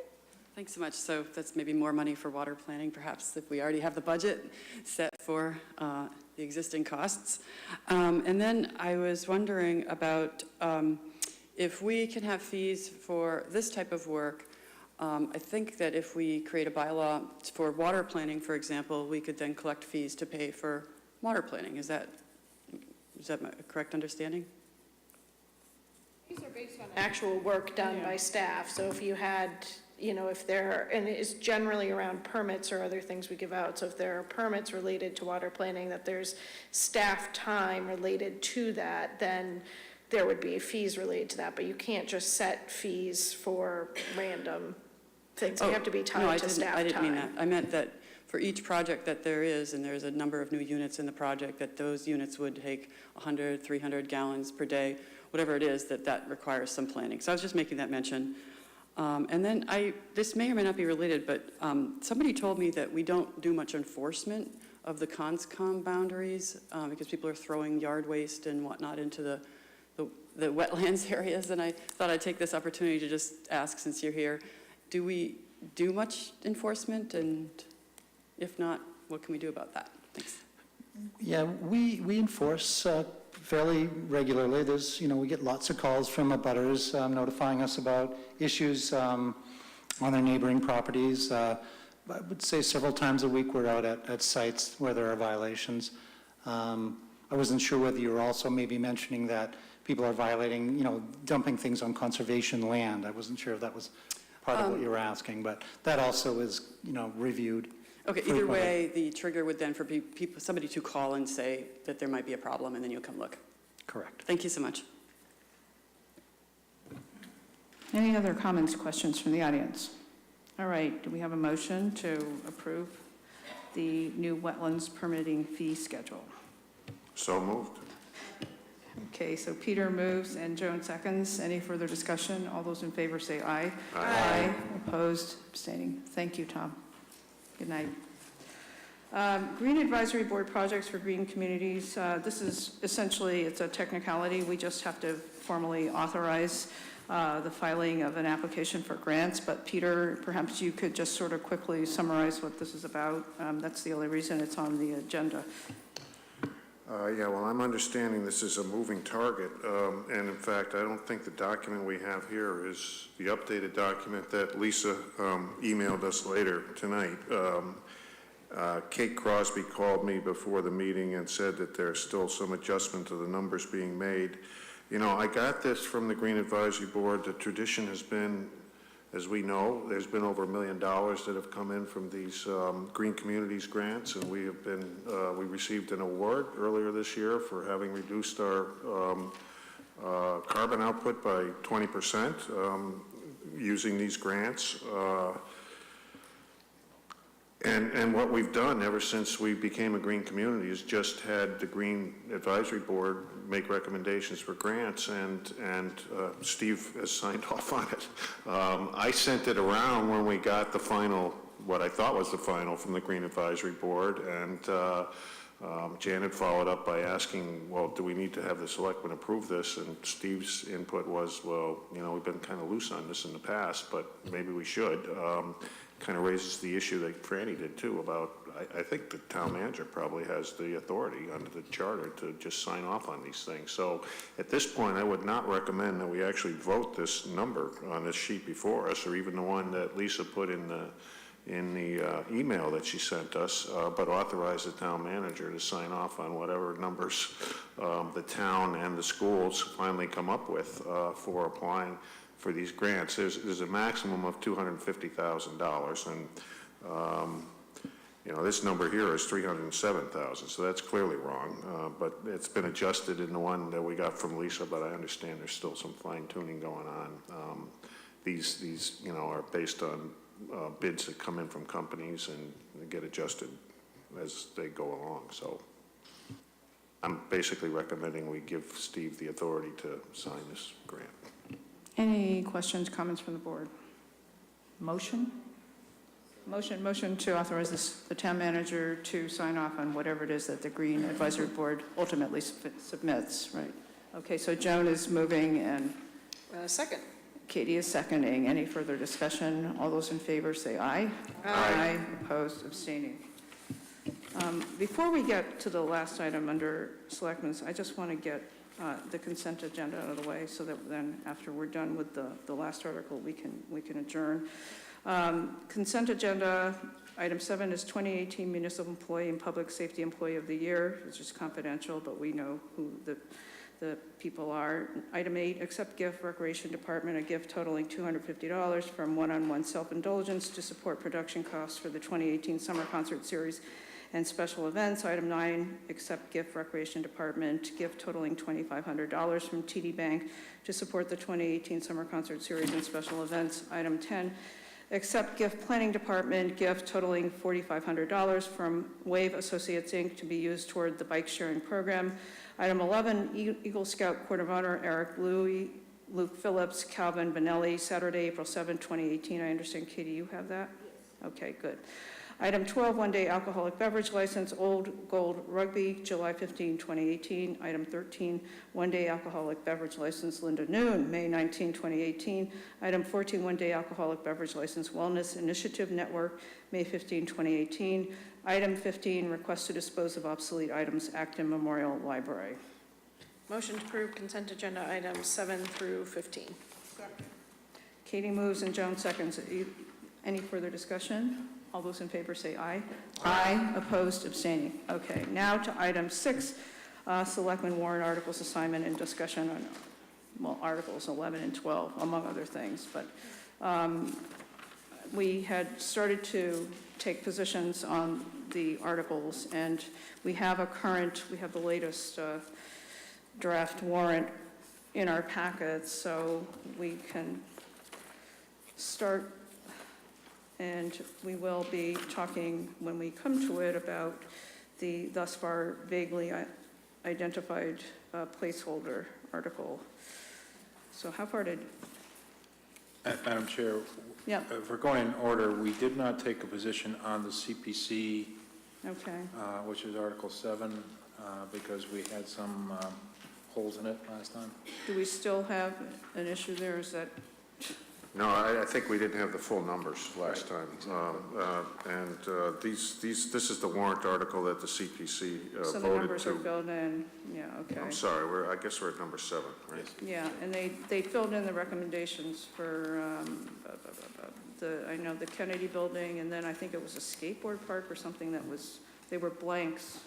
Yeah, the Kennedy building, Yeah. there were several were withdrawn between the time they came before us to submit them today, but the 2 that were still going forward and that weren't fully funded were the Kennedy building, which is funded at $25,000 versus $50,000. And this is the rehab of the Kennedy building. The committee decided to fund the accessible features of the new accessible bathrooms. There were other proposals there to move offices around and enhance the interior space, which they didn't feel was appropriate under CPC funding. There was a lot of discussion about whether the Kennedy building is historic or not, but it's over 50 years old. The Acton Historical Commission did determine that it's a significant historic structure in town, so that met the statutory requirement. So that was only that was reduced to $25,000 from the $50,000 request. There's a lot of money the Cemetery Commission is putting into that building, so there's a lot of leverage from other sources there. And then the Recreation Department's proposal for Narra Park included, this is $6,000 for the accessible ramp to the stage. That got funded, but the committee decided not to fund the request for $19,000 for a movable sign, feeling it would be shared with other town departments, and it wasn't, the committee just didn't think they wanted to fund that. So other than that, all the proposals got funded at the amount we had. There's over $100,000 that we're carrying forward in funds. We upped the open space set aside from $450,000 to $500,000 because we had more money than requests for funding that we were agreeing to fund. So. That was up from 420, because originally it was 420,000 for the set aside and 30,000 for supporting open space acquisitions. So that's aside, and it looks like the final numbers are still 30,000 for the acquisitions and 500,000 for the. Right. So Open Space Committee on Friday was very pleased and very grateful to the CPC for that. That money for helping to do appraisals, legal fees or whatever during the year to acquire property, that was an issue that came up with was it Nagog Hill Road purchase, that the town wound up picking up all those costs because they never we didn't have that built into that request. So. Right, so now they have a set aside fund. Right. So, of course, this copy says we already recommended it, so. Oh, no, maybe, I'm looking at. On page 31, it says to be determined. Yeah. I would certainly recommend that Okay. the selectmen recommend this article. Okay. Do we want to move to, you're moving to recommend? Are you? Peter? Are you? Yeah, I'll okay. move to recommend, Okay, sure. does somebody want to second? Okay, Peter moves and Joan seconds. Any further discussion? All those in favor say aye. Aye. Opposed, abstaining. Okay. And then we have, okay, we have the, Article 11. okay, 11. This is Maple Street. Are we going to hold off on? Well, I think since we don't know at this point if it's going to be lease or purchase, you probably need to defer. Okay. Yeah, let me just, I'm assigned to this article. I've had a lot of questions about what's happening with this article. As of tonight, we are still negotiating with the landowner to come to an agreement on acquiring the property for parking for the train station. So we're going to keep this article in here, and we are close to reaching an agreement. If that happens, we'll certainly go forward at town meeting. If it doesn't happen, I'm assuming this article would be passed over. Okay. Article 12 is Harris Street. Similar issue. So, yeah, okay. And then all the collective bargaining agreements we're deferring because you're not even sure there's going to be anything. We have one session scheduled with patrol in like 2 weeks, and the others are all after town meetings, so, and that'll be the first session with patrol, so. Okay. Can we just pull the other ones that I- aren't even meeting till? I'm a after town meeting? superstitious person, so. Well, we just leave them, we'll Just pass leave them over there. them. Right. Okay. Right. Yep. Because, yeah, if we pull them, then something will happen. It'd be easier to take it out than to put it back in, yeah, it's just, okay. So, and then Article 17, okay, we already recommended that. 18, okay. So it's the art, okay, yeah. Okay, is that Article 26? Okay. All right, well, I guess it's time to discuss this because we talked about this in executive session. This is a proposed agreement between the towns of Acton and Concord with regard to Route 2A service, water service. And just briefly, I think town manager has a draft of the language for the article, but basically Concord would agree to provide water service along 2A in exchange for the town of Acton, so the Board of Selectmen agreeing to forbear from trying to pursue water rights with regard to Nagog Pond. There are a lot of conditions in there. It's a lot more complicated than that, but there would be certain trigger situations where Concord would be able to just terminate water service with 1 year notice. like to clarify that it's not terminate water service, but terminate the agreement, 1 year's notice, But they would also, but, yeah. which would terminate their Yeah, obligation terminate, to yeah, provide water right. service, but not actually cut off. But they would, they'd have to give 1 year notice of their plan to no longer provide service on Route 2A under certain circumstances. But the details of the agreement, we're still in the process of finalizing. Peter?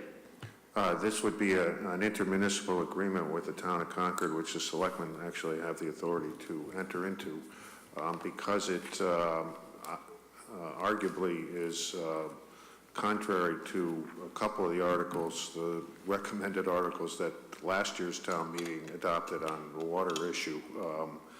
The selectmen felt it was more appropriate to bring this back to town meeting and get the sense of town meeting about whether they support us entering into this agreement or not. But it still is technically a recommendation. And we should note, we'll have planning to have further discussion of hopefully a finalized agreement at our March 19th meeting, and we'll defer on any recommendation of this article until then, but that gives time at least to view the initial proposed warrant article, and then when we have an agreement, a finalized agreement, we will make that public. Right. Any other comments from the board? Questions? All right. Questions, comments from the audience?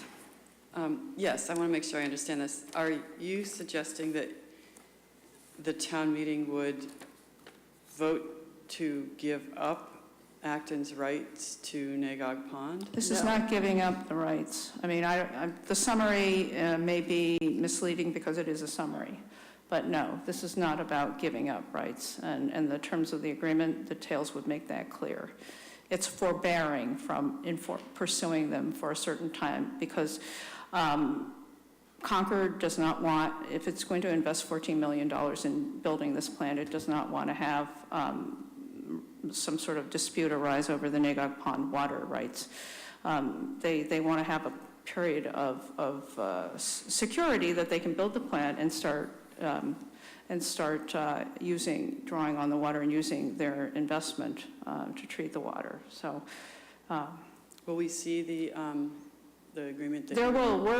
As Katie said, we're going to have a discussion about what we hope will be a final agreement at probably at our March 19th meeting. This has been a sort of an issue because we're running out of opportunities to talk about this publicly, and we didn't want the first public discussion to be town meeting. So the hope is we're going to have time at our March 19th meeting to have a public discussion of what we hope will be the terms of the final agreement. So everybody will be able to see those, and at that point ask a lot of questions and raise concerns. So I might be misunderstanding something, but the purpose of executive session, I thought, was to protect the town against harm, but whereas the litigant or the other side is already in receipt of the draft agreement, final draft, whatever it is, wouldn't then using executive session to prevent the public and Acton from seeing it?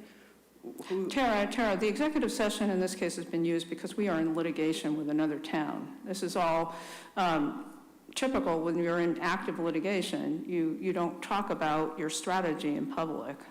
We have been, so I don't know what you're talking about, protecting the town, using executive session. And the agreement's not finalized, so we've been negotiating that, which is allowed under executive session. Okay. So that's why we haven't, as I just said, when we have a final agreement, we'll make that public, but we don't have a final agreement right now. We wanted to give people a heads up that something along these lines would be coming, which is why we are presenting the, again, draft warrant language tonight.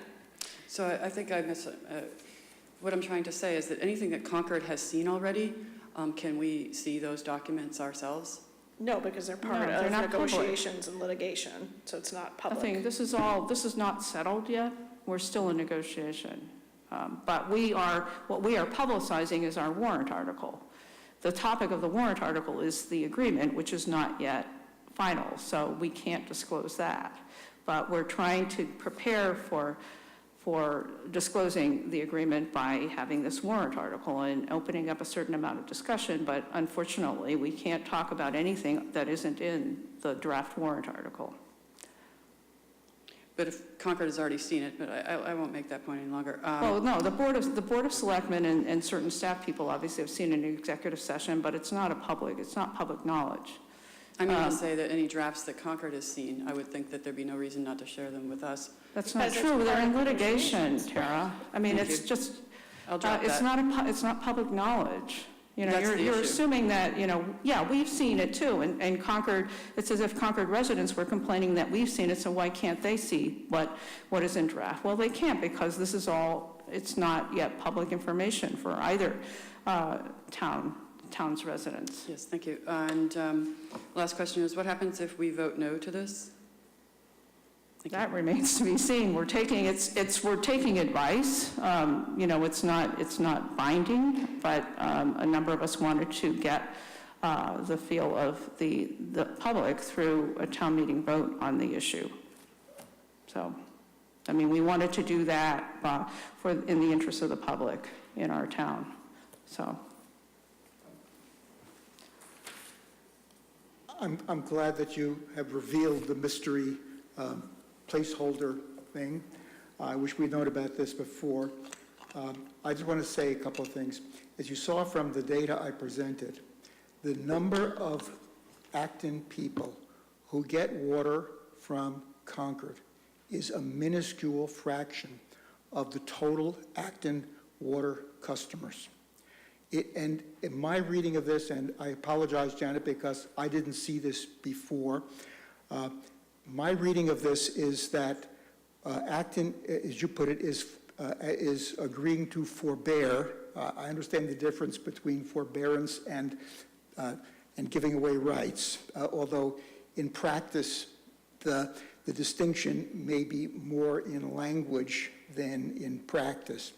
I understand that, but it seems to me that it is, and maybe I should hold this off till town meeting when this will be discussed, but it seems to me that what this proposes is to give away the rights, the possibility for 25 years of actually doing something that we may need to do, simply to accommodate a small fraction of Acton's customers. And I didn't see a selectman assigned. No, Katie's assigned. She's a lucky person. Yeah, that was my decision. Okay, I didn't see that. It's not on here. And it's on our copy.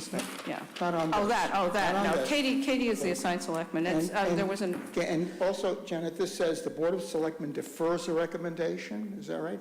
Because we don't have a final agreement. And the Finance Yes. Committee defers. Okay. Well, because they don't have am I a- correct? There's no information. People, the boards typically don't make Okay, recommendations good. or positions on things that they don't know. And so. am I correct that this will be a majority vote at Yes. town Yes. meeting? Yeah. Okay, I look forward to that. Yeah, and I think that, you know, assuming that our public discussion goes forward on March 19th, and we have something more like the proposed final agreement, that would be a better time for you to raise particular concerns. You'll have, you know, all of the pages and not just this little squib that's in the article. So you'll have a more detailed. Yeah, we're hoping to have the final agreement to discuss. That would be the aim of having a public discussion about it. But again, my feeling is that it's like the dog is wagging, the tail is wagging the dog here, given the proportion of Acton residents who actually would be impacted by this supply of water. I understand the needs to do that, but it seems to me to be mortgaging the long-term potential. Who knows what we would need? And we're basically we're agreeing to put ourselves in handcuffs in order to accommodate that. Yeah, I Madam appreciate Chair. it. Yes. I'm sorry, Go I ahead. didn't mean to cut you off. I just No, wanted you to did, but that's all respond to right. that. I mean, it is a major business corridor, Gold's Plaza. I mean, yeah, there may be a small numbers, but they are major businesses in town. And the estimate, if Acton Water District has to build a new main, is $7 million, which is spread across the entire district in terms of increased fees for paying for that, so. Can I say something? Sure. Good evening. I'm Mary Lynn Miller, 5 Patrick Henry Circle. And I hate public speaking, and I feel so strongly about this issue that here I am. But I would probably lean towards speaking at town meeting, but whoops. I hope the cost could be presented at town meeting. What I've been trying to read here tonight is the environmental impact study that was prepared by whatever agency Concord had hired. But this proposed project just threatens the ecology of the pond. The Mass DEP doesn't regulate the lakes, ponds appropriately. The town of Concord would have permission to pump their entire allotment from that one site on as they wanted to. And as Franny Osmond, when she said yes to that project, she only said yes reluctantly with the environmental stipulations attached. And I don't think she would have passed it if maybe our lawyer had advised her that this would be challenged and it wouldn't hold. And I don't know, maybe the cost, maybe a lot of people say, well, the cost is such that we don't care, let them go ahead. But I think there are a lot of people in town that might have similar sites. If anyone has to decimate that pond, it should be us or Littleton. And I think the people that live and see it and live near it have more of an interest in using it as necessary, but using it in an environmentally friendly way. So anyway, I guess town meeting will be more. Thank you. I appreciate it. Thank you. Yeah, Katie? Just to clarify, the Warren article and the discussion at town meeting will not be about or related to permitting the NAGOG treatment plant. That's a different discussion. So this relates just to an agreement regarding Concord's service along 2A. So it would not, and nor are we giving town meeting permission to authorize or permit the treatment facility. That's for the selectmen to discuss, and again, that's under current litigation. So this agreement does not have to do with the actual plant and their treatment facility.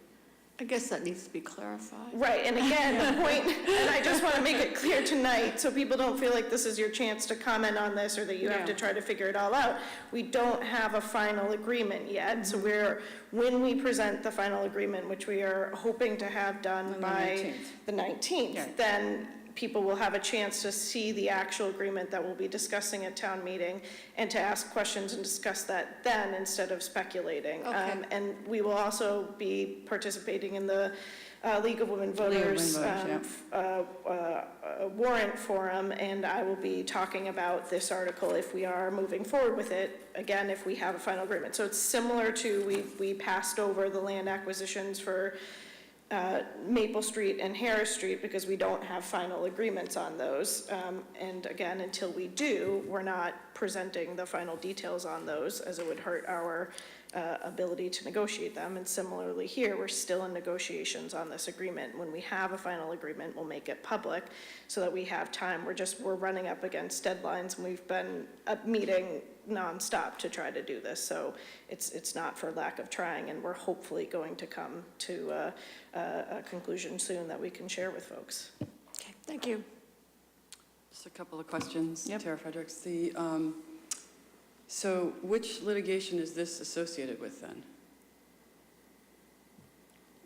It's related to, in our, our original permit decision, we had a lot of language that talked about water service on 2A, and that Concord appealed in large part because of conditions like that, which we kind of acknowledged were beyond our proper authority under a zoning bylaw decision.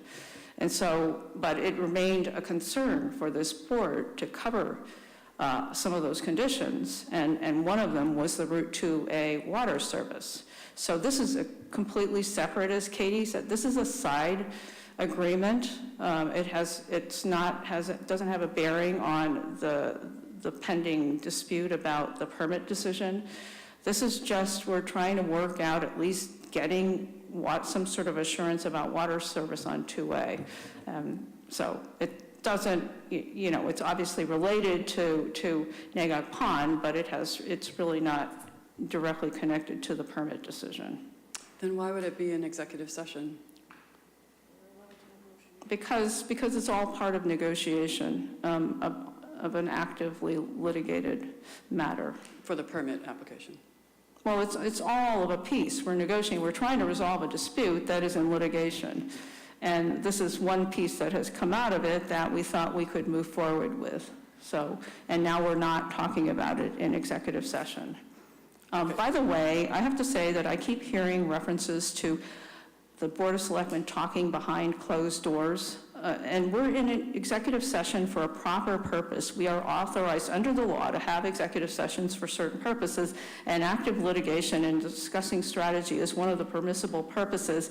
People talk about it, they use closed doors as if we're being untransparent in an unfair and improper way. And I think that people need to understand that we are not shutting people out because we just, we want to keep everything secret. I think that we, above all people, understand our responsibility to be as transparent as possible because we are public officials. I think that there are people in town who don't understand that, and they go afoul of legal requirements when it comes to having meetings. I mean, I had to remind people to use the WRAC's shell because, you otherwise undermine transparency about your committee's activities. So I just want to make the point that when we talk about executive session, it's not in the negative way that some people are viewing it, which is behind closed doors, as if we're shutting out the public for unjustified reasons. So Thank you for that clarification. I remember when I was a selectman, we were working on the Walker property, the daycare, and we voted to release everything that the opponent had already seen because there was no reason to keep it secret from the public. There's no reason to use executive session to keep that information away, but I don't need to go down that path. My question that I came up here for was to understand the obligation under the town's charter to engage in advocacy and perhaps even a contractual involvement in the water agreements between these businesses and residents perhaps and the Acton Water District and or Concord. I thought that it was a private contract as opposed to a town charter obligation. So I'd like you to comment on that. I've sort of lost your so, train of talk. Yes. What are you talking about as you're talking about this proposed two-way service agreement? What do you? Yes, I'm asking you, so the proposed draft town meeting resolution is about the town meeting the town charter's rights under the 1884 NAGOG Water Use Act. But then you're adding in a contract aspect between between a public entity and a private entity, Acton Water District, for example, and Concord. And so I feel like it's two public entities. Well, I feel like the business arrangement, the contractual arrangement is between the business and Concord. So the fact that you're proposing that we step up as a town to take over those contractual agreements or to be involved in the contractual agreements might actually be a violation of the town charter. I don't know. Kate, Tara, what are you talking about? Business agreement. This is a proposed agreement between two municipalities. It's not. There's no business involved in it. I'll just use McDonald's. So McDonald's gets Well, water. I don't want to get too far afield here because what we're talking about is a proposed agreement between two municipalities, about a public service. But I think that and if you're going to make some sort of analogy that involves private sector, then it's going to be off. Okay. I think she's trying to say that she thinks McDonald's has a contract with the Concord Water District to provide, and they don't, I believe. I mean, they might have. Concord has no obligation to provide water. They have no contractual obligation, as far as we're aware, to provide water to either to individual services or on behalf of, to the benefit of Acton residents and businesses generally. That was my point, is that this is a dispute between Acton and Concord, and I don't understand why we would even be involved, much less use it as a negotiating point to give up our rights. Because historically what has been happening, we have been permitting projects on 2A, and we have developers who, you know, we ask them, well, what about water supply? They said, well, we have to negotiate with Concord, and it's just not, it's untenable to have businesses and certainly residents having to worry about whether they're going to be able to negotiate a water supply for their building or property. It seems to, you know, it seems that it's appropriate for the town, the entity, to do that, because these are residents and businesses in our town. You know, it's an opportunity to take care of it. It happens to be coinciding with a time when we have, you know, a litigated dispute also, but it's an issue that perhaps should have been addressed a while ago, more formally, okay? And it's just that it happens to be popping up now, along with a lot of other issues like regional planning of water issues. You know, that's now all of a sudden people are talking about it. Well, it's probably something that public entities should have been looking at a while ago, but haven't. Thank you. I guess my question really is, like, for example, Roach Brothers has shelf space where they sell cereal. And that shelf space is a very valuable commodity. If the shelf space were taken away, it would jeopardize their business. But it's a obligation, excuse me, it is a private dispute between Roach Brothers and whatever suppliers they have, as opposed to our town responsibility to step up and help a business survive. As much as I would like to, I feel like I think we need to be very clear what our obligation is under the town charter, and maybe even our ability to step in and engage in some kind of negotiations on behalf of these businesses. Thank you. It seems to me that we're responsible to provide water, okay, to residents. The town of Acton, at least my view of it is that the town of Acton is responsible to providing water for all residents and businesses within our borders. Now, whether or not that's actually supplied by the Acton Water District, or whether or not that water is supplied by the Concord Water District, I think it is the responsibility of the town of Acton to secure that water supply one way or the other. Okay. Right now, that water supply on 2A is unsecured. The Concord has no legal obligation to provide that water, and tomorrow they could tell the DEP that they are cutting off water service, and that the Acton Water District needs to have a plan to bring water service there, because I do think that if they decided that they were no longer going to do so, it would be the obligation of the Acton Water District then turn around right away to supply that water, because I believe that the town of Acton, one way or another, whether through the Acton Water District or through the Concord Water District, has a legal obligation to secure that supply of water and ensure that it is legally binding, that water will be supplied according to permitting processes and whatever other management aspects are put in place. Okay, thank you. I didn't realize that, because I know that people have private wells, and Acton didn't go in and drill their well or make Concord provide service to them, so I really didn't understand the situation. Thank you.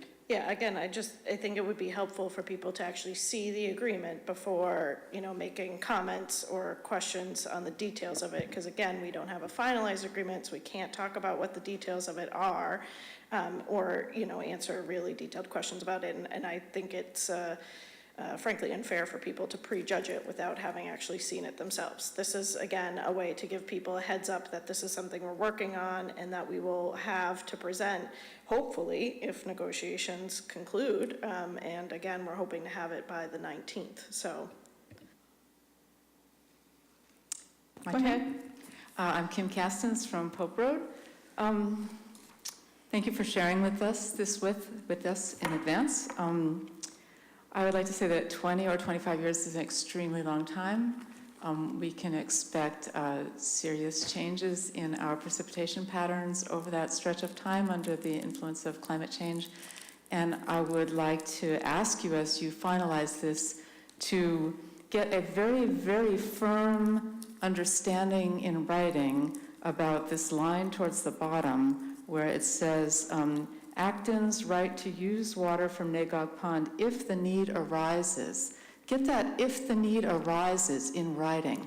Under what circumstances would that "if the need arises" come into play, because I think it's extremely likely that over this very long time span that you're committing to, 20 to 25 years, that need would arise. And I don't think you should leave that vague. So, as you go through your next round of negotiations, get it in writing. What would it mean to say if the need arises? Would that mean if, a certain amount of our water becomes unusable because it's filled with a toxic carcinogen? Would it mean that a certain amount of our water is unavailable because our precipitation pattern has changed? Get that in writing. If the need arises, what would that mean? And think of it on a 25-year time scale. If the need arises, under what circumstances would that clause come into existence? Get it in writing. Thank you. I would reiterate what Katie just said, which is, and we're fine hearing comments. People are concerned, but I have to remind you, this is a summary. Yes. And it does not in any way embody all of the detail that the proposed agreement would include. So there's a lot of information in the agreement that is not in here. And I don't want people to make a lot of assumptions that are going to be answered in the actual agreement. So I'll try not to, but Yeah. I'm Bob Segula from Parkland Lane. Two things, Janet.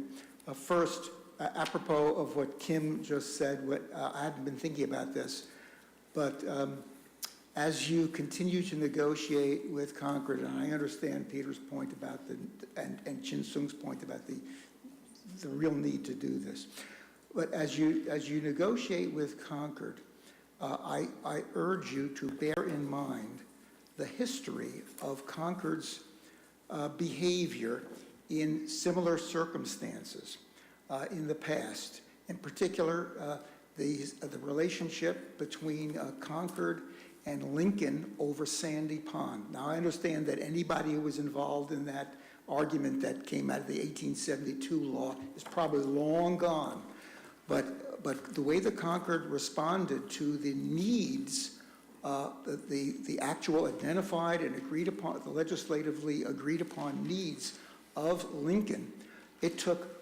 40 plus years for Concord to actually do what the legislature told it had to do to make water available for Sandy, to release its draw on Sandy Pond.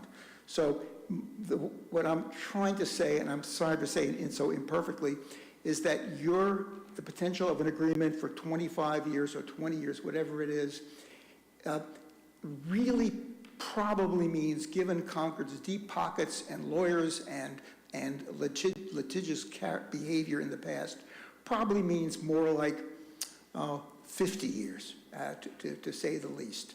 And so I think it is doubly important under those circumstances to get a firm agreement from Concord on that.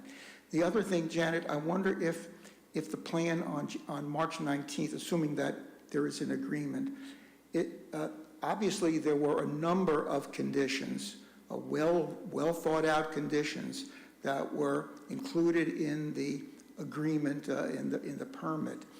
And obviously this is just one of them. It may be the most important. I mean, that's arguable.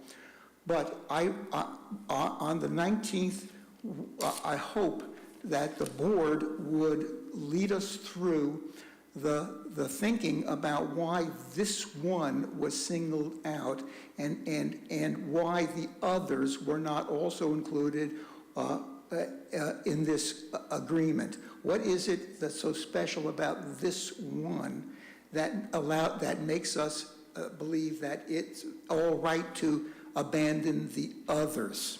And I hope that'll be that way of thinking about this will be your way of concluding this will be presented and discussed on the 19th. I would just say about the other conditions, don't assume that we're abandoning them. So I can't go into any further detail of that because it's still under negotiation, but they may not be in this proposed two-way agreement, but. The site plan special permit and this agreement, at least, and this agreement are combining to form sort of how we feel about the structure of the Nagog Pond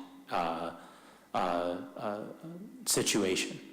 And so I would say that it's important to understand and to see both the site plan special permit agreement and this agreement, and both agreements are currently under negotiation. Okay, so we will, so Jinsun, and the board, we will see that. We'll have hopefully we'll get a better understanding of the complete picture. I understand what you just said. The agreement, this two-way agreement, we're pretty sure we're hoping will be ready for discussion at our March 19th meeting.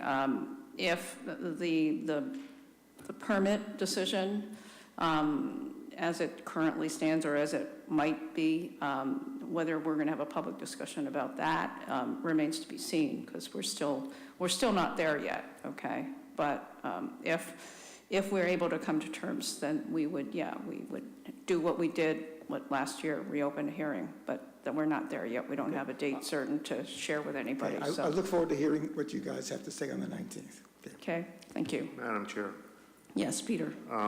I just want to say that when Concord came up with this requirement for a forbearance agreement relating to the Route 2A requirement that we had put in the permit, I, for one, said I am not going to, agree to anything that might limit some citizens' rights in the future in that permit. So, at least from my perspective, the reason it was pulled out and made separate was to give it an opportunity to come to town meeting and let the town meeting members tell us whether they think this makes sense to agree to this or not. And to Kim's point about what are those conditions, whenever a future Board of Selectmen decides that the conditions warrant that Acton needs water from Nagog Pond, they could petition the legislature. I get your point very well, that it might be a long, we've lost all that time to get to that point. But if that happens, we're right back where we are now, that Concord could just stop, this, what we're working on has time notice ahead of time and everything, but right now Concord could just try to stop providing water, on their own. So that's kind of some of the thinking along this, I think. Shouldn't get too much into the details of your thinking until we have a finalized agreement, because some of this stuff's under negotiation. So, and I would say withhold your judgment and majority of your comments until you've seen the actual agreement and the conditions in that. Barry, go ahead. Okay. I'm not making a judgment, so I just want to provide some info. I'm not speaking as a member of AA or the RAC or the RAC or the WRAC, which is the Active Water District, which has had some things to say, but I'm speaking as just Barry Rosen. First, which is good enough. Thank you. I lost my place here. Yes, we're I know it's a summary. Where you talk about triggering events, be really careful about that, because the law as it's written right now just says Acton can just say, we're going to take the water. And the law currently says Acton and Littleton have first rights to that water. They are ahead of Concord's rights to that water. So if Acton says, gee, we need to supply the stores at Nagog, the shop in Nagog Woods, whatever that is across the street, and we want to just put a little substation there, it can be done. It can even be done by a private developer who is in Acton, can assert that right for what they call a private public water supply. As for, so I'm a little concerned about that. As for right now, well, let me do the other events first. Someone mentioned financing would be spread to the rest of the water district. Actually, the Acton Water District has a few ways of raising money. They can raise the water rates for everybody. They also can tax. The Acton Water District can tax everyone in the town of Acton to raise a tax to pay for anything. That's written in their charter. So they have they're a taxing. It's like a town. They can tax everybody. They haven't done it recently. I understand it had been done way back when, before, when it was still the West Acton Water District, before the rest of the town joined. And that's why it's a separate water district, because the rest of Acton did not want to join the district. And they did later and paid for it. But they can tax, and they can also float bonds, which is what they're doing with some of the new construction. They're floating bonds, and then they're charging for each meter. Everybody that has a meter, whether you take any water from them or whether you take 1 million gallons from them, everybody pays a bond fee to pay off the existing bonds. So they can do it a number of different ways. So it's unclear how they could do it. I'm wondering if anybody here has had any discussions with the DEP as to ask them what would they do if Concord said, we're going to pull the plug. I would be, based on what's happened with someone else, well, in the town of Stowe, when a private public water district, which is all they have in Stowe, wanted to pull the plug, the DEP said, no, not so fast. You've got to allow some time for some other things to happen. And the question would be, and it's unclear in any records I've found so far, what representations were made to the DEP? And this is a question, I don't have an answer. What representations were made to the DEP when Concord asked to start drawing water and to run a pipeline up Route 2A, which they had to get permits for, and they'll have to do it all again? What representations were made to DEP? And I don't know the answer, but hopefully we can find it. I haven't been able to find it myself. The other thing is, currently the town is, unfortunately, we're defending a lawsuit from the town of Concord as a zoning issue. However, should we be looking at it differently besides zoning? Are there other issues where if the town wants to, the town can fight Concord? For example, did they get, I shouldn't know, let's not make it a legal term. Do they have the right to take additional water according to the documents that they had previously filed in DEP? There's enough data to show that Concord couldn't possibly have gotten the, what's called not the permitted, the registered numbers the way they did. They just don't draw that kind of water. And the records are public. You can see the records. And to get those numbers, you had to represent those were your average numbers over a period of years before, just when the Water Management Act was passed. And then you had till 1984, I think, was the cutoff date, when you had to file that to prove that this is your current thing, which is essentially a grandfather clause. So there's a big question about whether we could discuss that with the DEP, not even go to court, whether those numbers could possibly even be correct. So I think we shouldn't, I don't know, have an attitude where if we lose on zoning, we've lost, and therefore we've got to give away the store to allow them to build this plant. I think there's other things we as a town should be able to and should consider, and I guess we might get the sense of how the town feels about that when this is discussed at town meeting. Thank you, Barry. Public comments, are we done? Not yet. We have to move on, but go ahead. I'm Kim Castens again. I guess I am unclear about, you guys, recommended these articles a year ago, 26, 27, and 28. And now this is in contradiction of 27 and 28, and so I'm wondering... That's why you have to come to the meeting on the 19th, because you'll have more information. Okay. We do, we are aware of that issue. We're very aware of it, and it's been part of our discussion. But, this is the frustration. It's frustrating for us. It's frustrating for you because you don't have the information. We have the information. We can't share it. And, we have to say, well, we can't talk about it. We could talk about it, but we can't because it's confidential. Sure. So, Okay.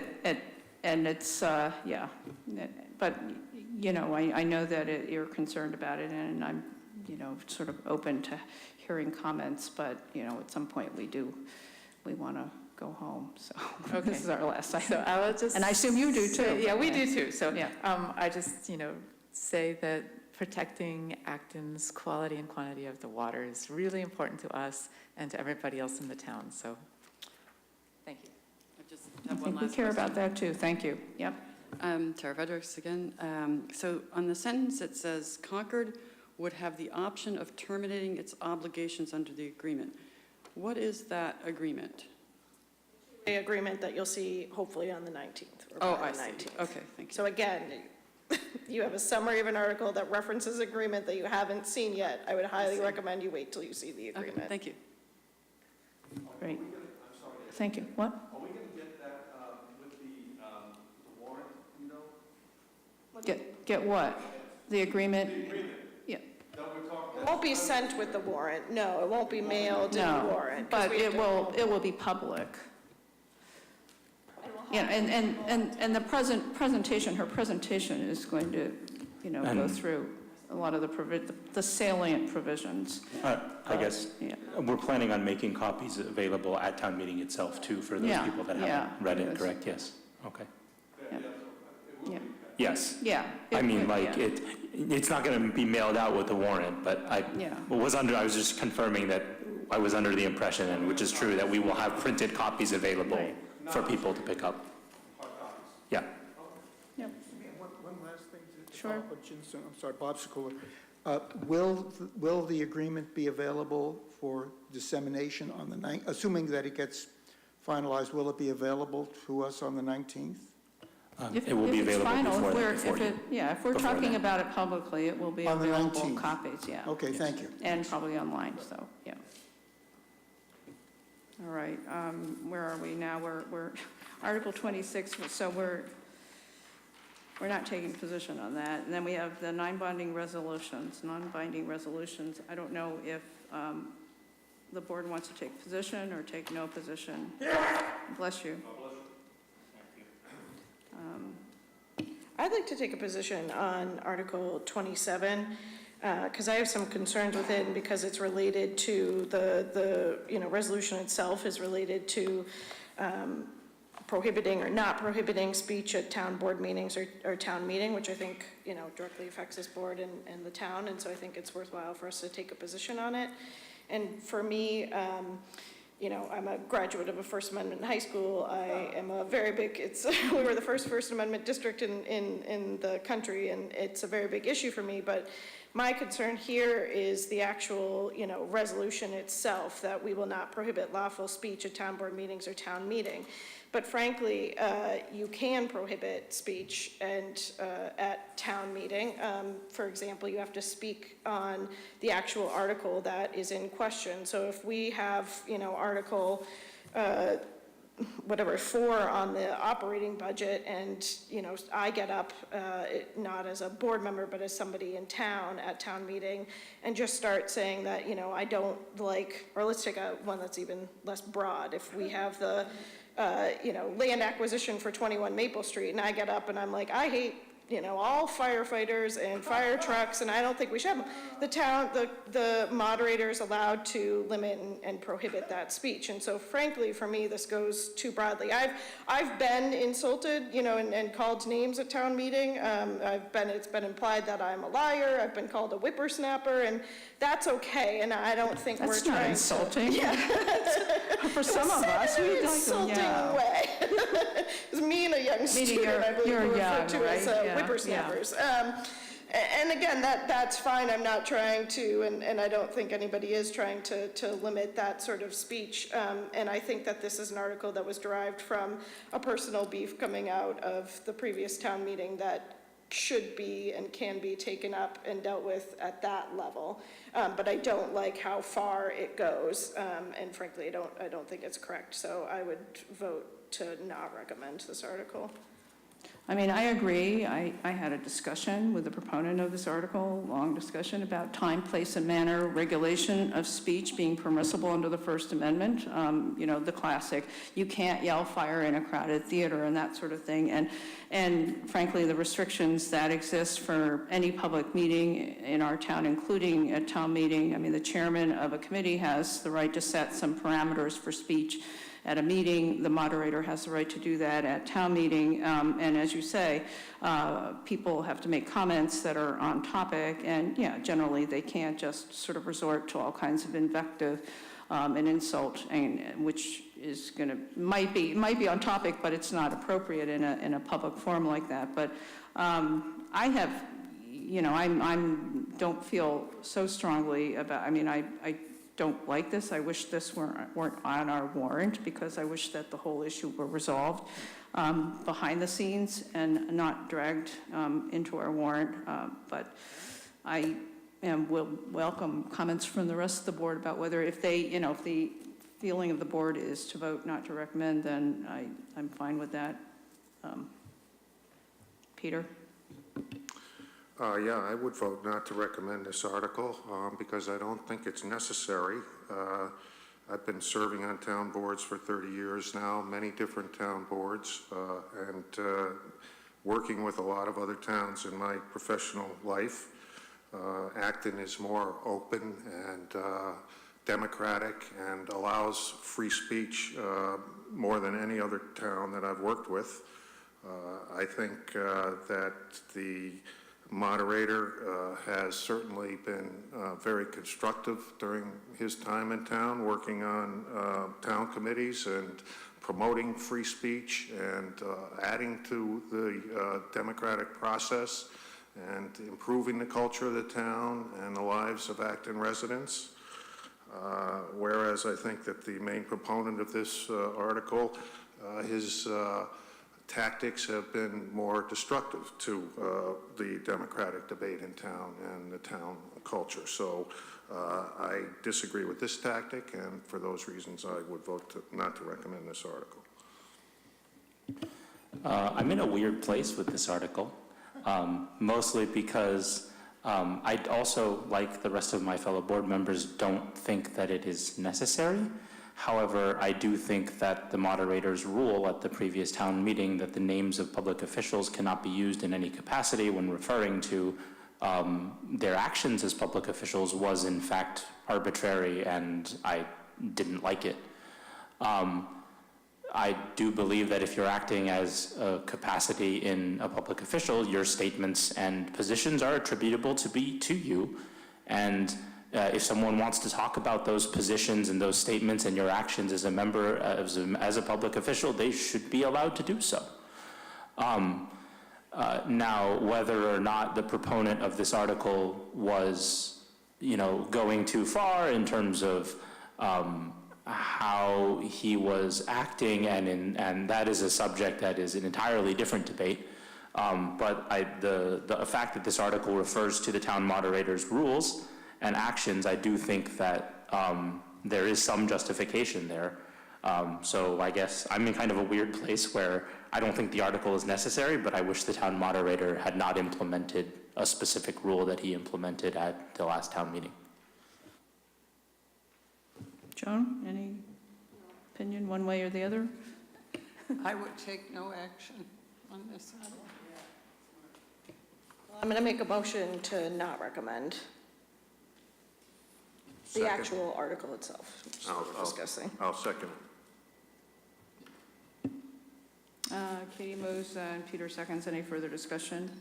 All those in favor say aye. Aye. Aye. Opposed? Nay.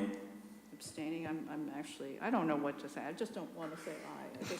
I want to take no position on it because for a lot of reasons, but yeah.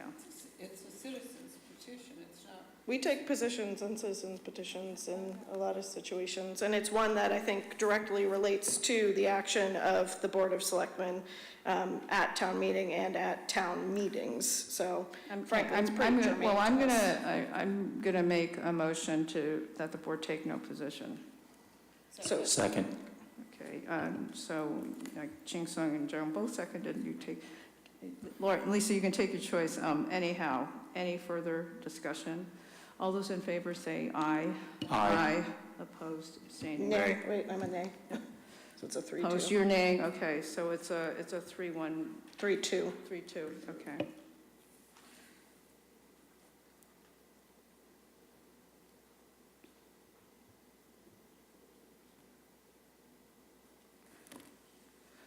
Yes. Thank you. I support the idea of taking no action on this, and I agree with what Chin Sung said. I did want to point out that by Peter, with all due respect, talking about the petitioner, he was addressing the petitioner, just like we would address a public official. Selectmen have free speech rights as well. Ah, excellent. So maybe we could have a or a Board of Selectmen policy that supports that free speech. Thank you. This is not, and this is my issue with it, is that it was not limited, this article is not limited to or speaking just about the issue at the December town meeting. And so frankly, it goes way too far in trying to say that you can't limit First Amendment speech when you can. And you should at town meeting and at town boards, because if somebody wants to get up here and make a threat on my life, I'm going to limit that speech at this town meeting. And Janet can limit the speech if you want to talk about the NAGOG article when we're talking about Article 27. So. All right, we're on to Article 28, another non-binding resolution, and I think based on, Mr. Manager, is this it for, or no, we have next, we have Article 29, it's deferred, and 31, I think the board needs to vote to remove the article of demolition delay. Okay, why don't we, just Article 31, we just need to remove? Okay, why don't we just remove? Vote to... I'll make a motion to remove Article 31, amending the general bylaws for the demolition delay. This is because the Historical Commission's not ready to go forward with it and wants a little more time, and so we're hoping to do it by the fall town meeting. Okay, Katie moves and Joan seconds. Any further discussion? All those in favor say aye. Aye. Aye. Opposed, abstaining. And then what's the story with Knox Trail? Is that still deferred? Yeah, we're trying to get guidance from council, because the problem is we are told by our tax title attorney that the land court is really jammed up, and taking for back taxes are really jammed up. So this parcel, even though we will acquire it, we haven't acquired yet. So we're trying to see if we can have a motion contingent on the taking. So I would still keep that deferred.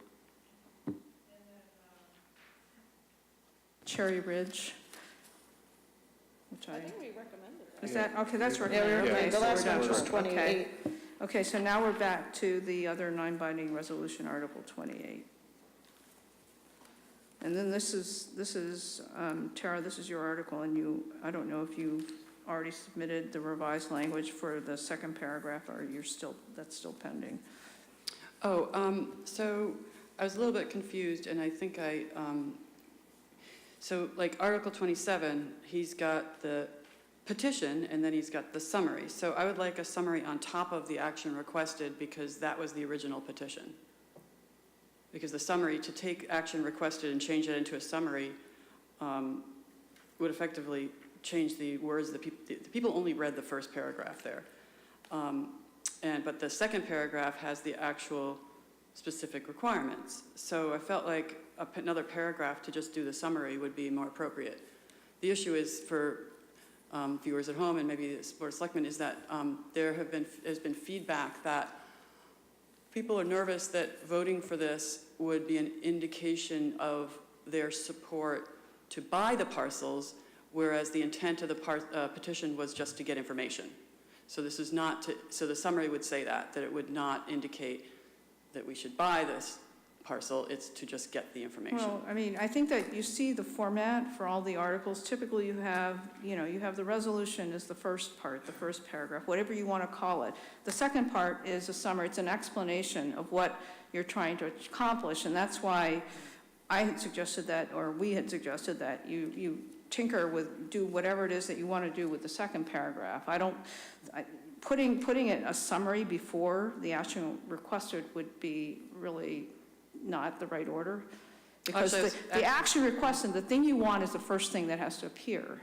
Yes, You're going to cause confusion if you put anything before that. No, I'm sorry, I shouldn't have said before. In addition to, so you have the regular action requested, reporting requirements and reasoning, and then the summary at the bottom, like everybody else. So I want the summary to be completely separate. Why can't you combine, the summary is an explanation of what you're requesting in the first paragraph. Why can't you condense, add whatever it is that you want to the second paragraph? I can do that. Because if you add in a third paragraph, it's going to be really, well, not to be too hung up on format, but it could cause confusion. People will wonder what the second paragraph is. Thank you. So I'll add, just to confirm my understanding, under action requested, I add a paragraph? Or under reporting requirements? Action, you can't change. I think action requested must have been the language that was on your petition, right? You can't. All of this is. All these paragraphs, these two paragraphs were on. You can't change any of it. Exactly, that's what I thought. Okay, so the reporting requirements, that was okay. So then, yeah, you have to insert a summary underneath. Thank you. I was just confirming. I have that ready already almost. Thank you. Mark is going to need that by the end of the week. Yes, I was going to wait for feedback on this discussion about endorsing, deferring, taking no action, whatever it is. Okay. So does anybody on the board have strong feelings one way or the other about taking position on this article? I don't support it, but if we didn't take action on the last one, then I don't want to take action on this one. So I'll make a motion to take no position. Okay, does somebody want a second? Joan seconded. Okay, Katie moves and Joan seconds. Any further discussion? All those in favor say aye. Aye. Opposed, abstaining, okay. Thank you.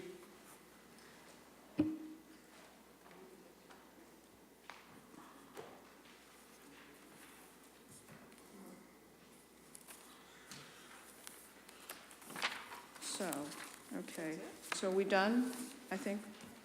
Oh, do you have any questions on the assignments, I guess? Okay, I didn't know if people had questions, concerns about the assignments, which are already incorporated into the latest draft warrant, so if not, I assume that they're acceptable. I would mention to Joan and Ching Sung, if you haven't figured out what the drill is for a presentation, you should talk to whoever is the contact person, I don't know who it is for your article, and make sure that you are very familiar with it. And I don't know who is going to be doing the slides. Usually town staff puts together some slides and then you can tweak them as you wish. But, instead of sitting at the table when, say, an article is presented and, you read the board's position, you actually do that when you're down on the floor doing the presentation. You just conclude saying the Board of Selectmen recommends approval of this article, whatever. But you should, get started on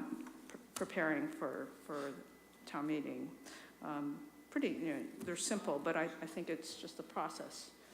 You need to get used to it. Yeah. All right. Yes, Barry. Janet, does this, I forgot was it 28 that you were just looking at? Does this relate directly to 37? 28. The one we just did, the one that you were just discussing, I lost the number. Yeah, 28. Does it relate to Article 37? 37 is insurance proceeds. Oh, when I got it was the one about the purchase of the property? No, they're about it's a non-binding resolution about trying to get information related to purchasing the Kmart or actual Stop and Shop I thought it related to a different parcel. purchase. No. Okay, that's what I was, because otherwise I say maybe we should reverse them. Thank you. Okay, so if there are no issues with the article assignments, then we're done with the. I'll make a motion to adjourn. Yeah. Does somebody want a second, or shall we sit there all night? Katie moves and Joan seconds. Any further discussion? All those in favor say aye. Aye. Opposed, abstaining. Good night.